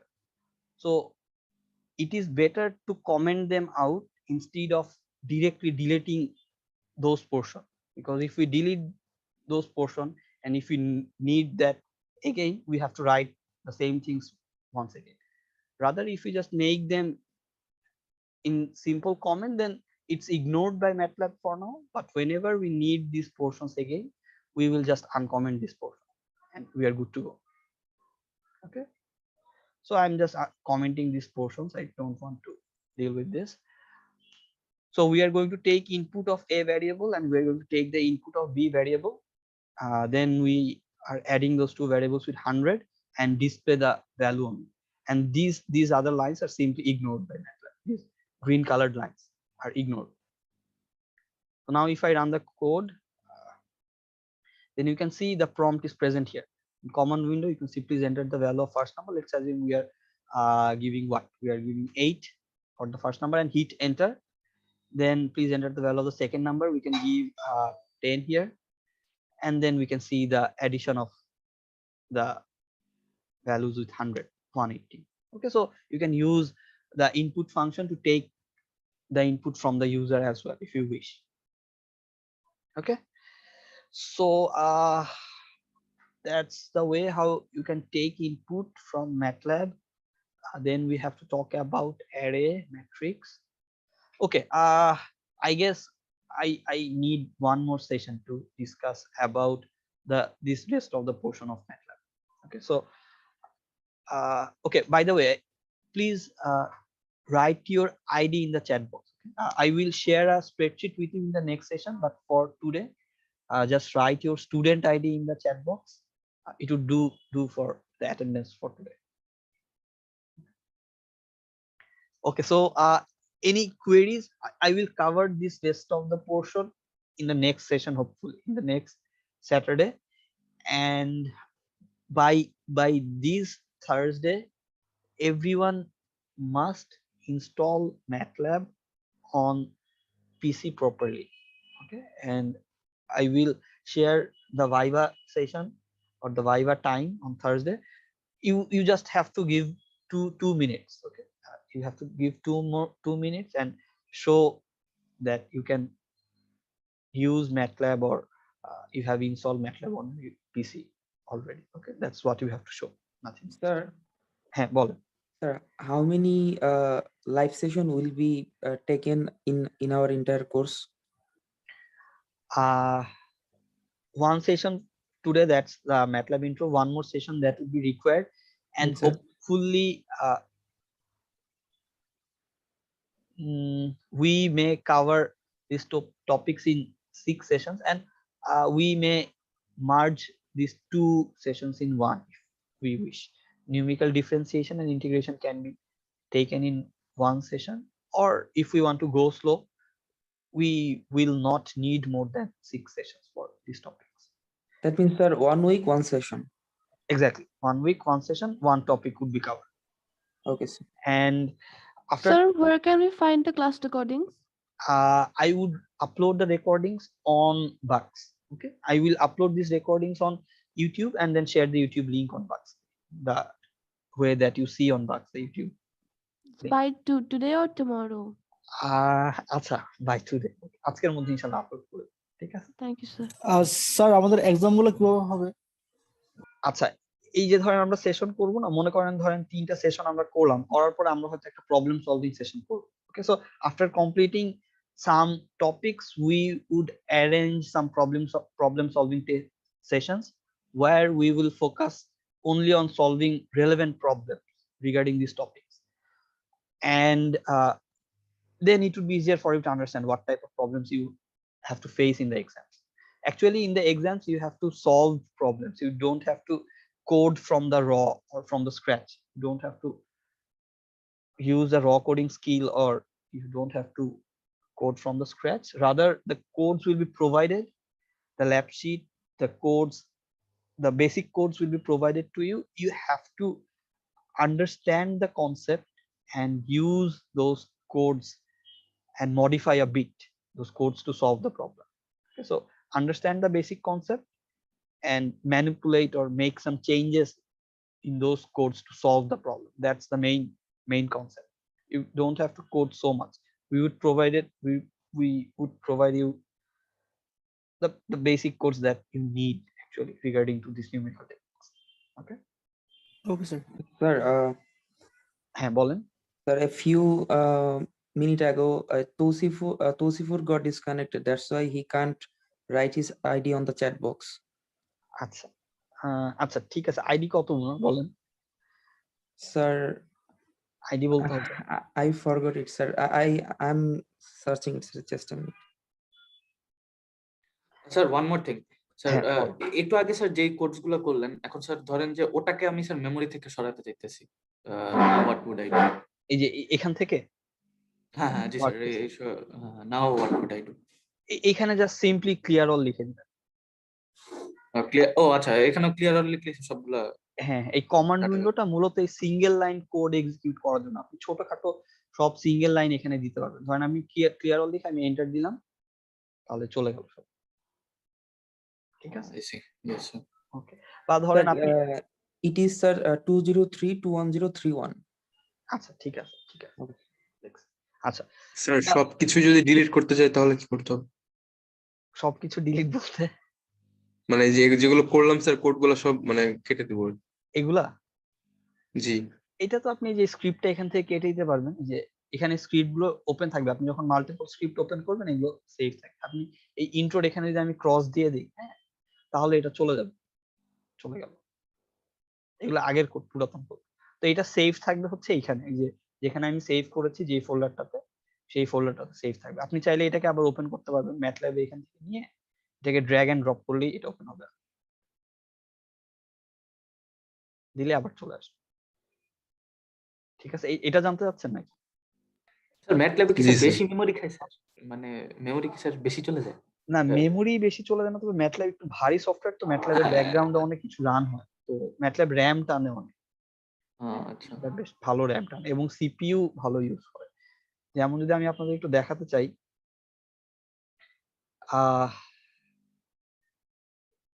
এখন আপাতত MATLAB তেমন একটা সিপিইউ টানতেছে না, প্রায় 650 মেগাবাইট র্যাম টানতেছে। আপনারা ধরেন, আমি বলতে পারি যে ধরেন যেসব সফটওয়্যার আমরা মূলত ইউজ করি তার মধ্যে MATLAB সবচেয়ে ভারী হবে। আপনি যদি ক্রোম MATLAB দুইটা সাইমালটেনিয়াসলি রান করার ট্রাই করেন, খুব ভালো প্রবাবিলিটি আছে, যদি আপনার পিসি একটু লো এন্ডের হয়, হ্যাং হওয়ার বা এই টাইপের হওয়ার সম্ভাবনা আছে। ঠিক আছে? স্যার ক্রোম তো একাই 1 GB নেয় মাঝে মাঝে। হ্যাঁ, ক্রোম এবং MATLAB যখন বড় সড়ো কাজ করে, MATLAB এখন কিন্তু MATLAB আইডল বসে আছে আসলে। তো এই অবস্থা মোটামুটি 650 এমবি টানছে। ধরেন আমরা কোড যা করবো ওগুলো ছোটখাটো, খুব বেশি মেমোরি টানবে না, কিন্তু ওরকম ক্যাপাবিলিটি MATLAB রাখে। So MATLAB is actually a very if I want to say a very robust and heavyweight software. So it consumes memory much. It takes so much of your RAM and also uses the CPU whenever it runs.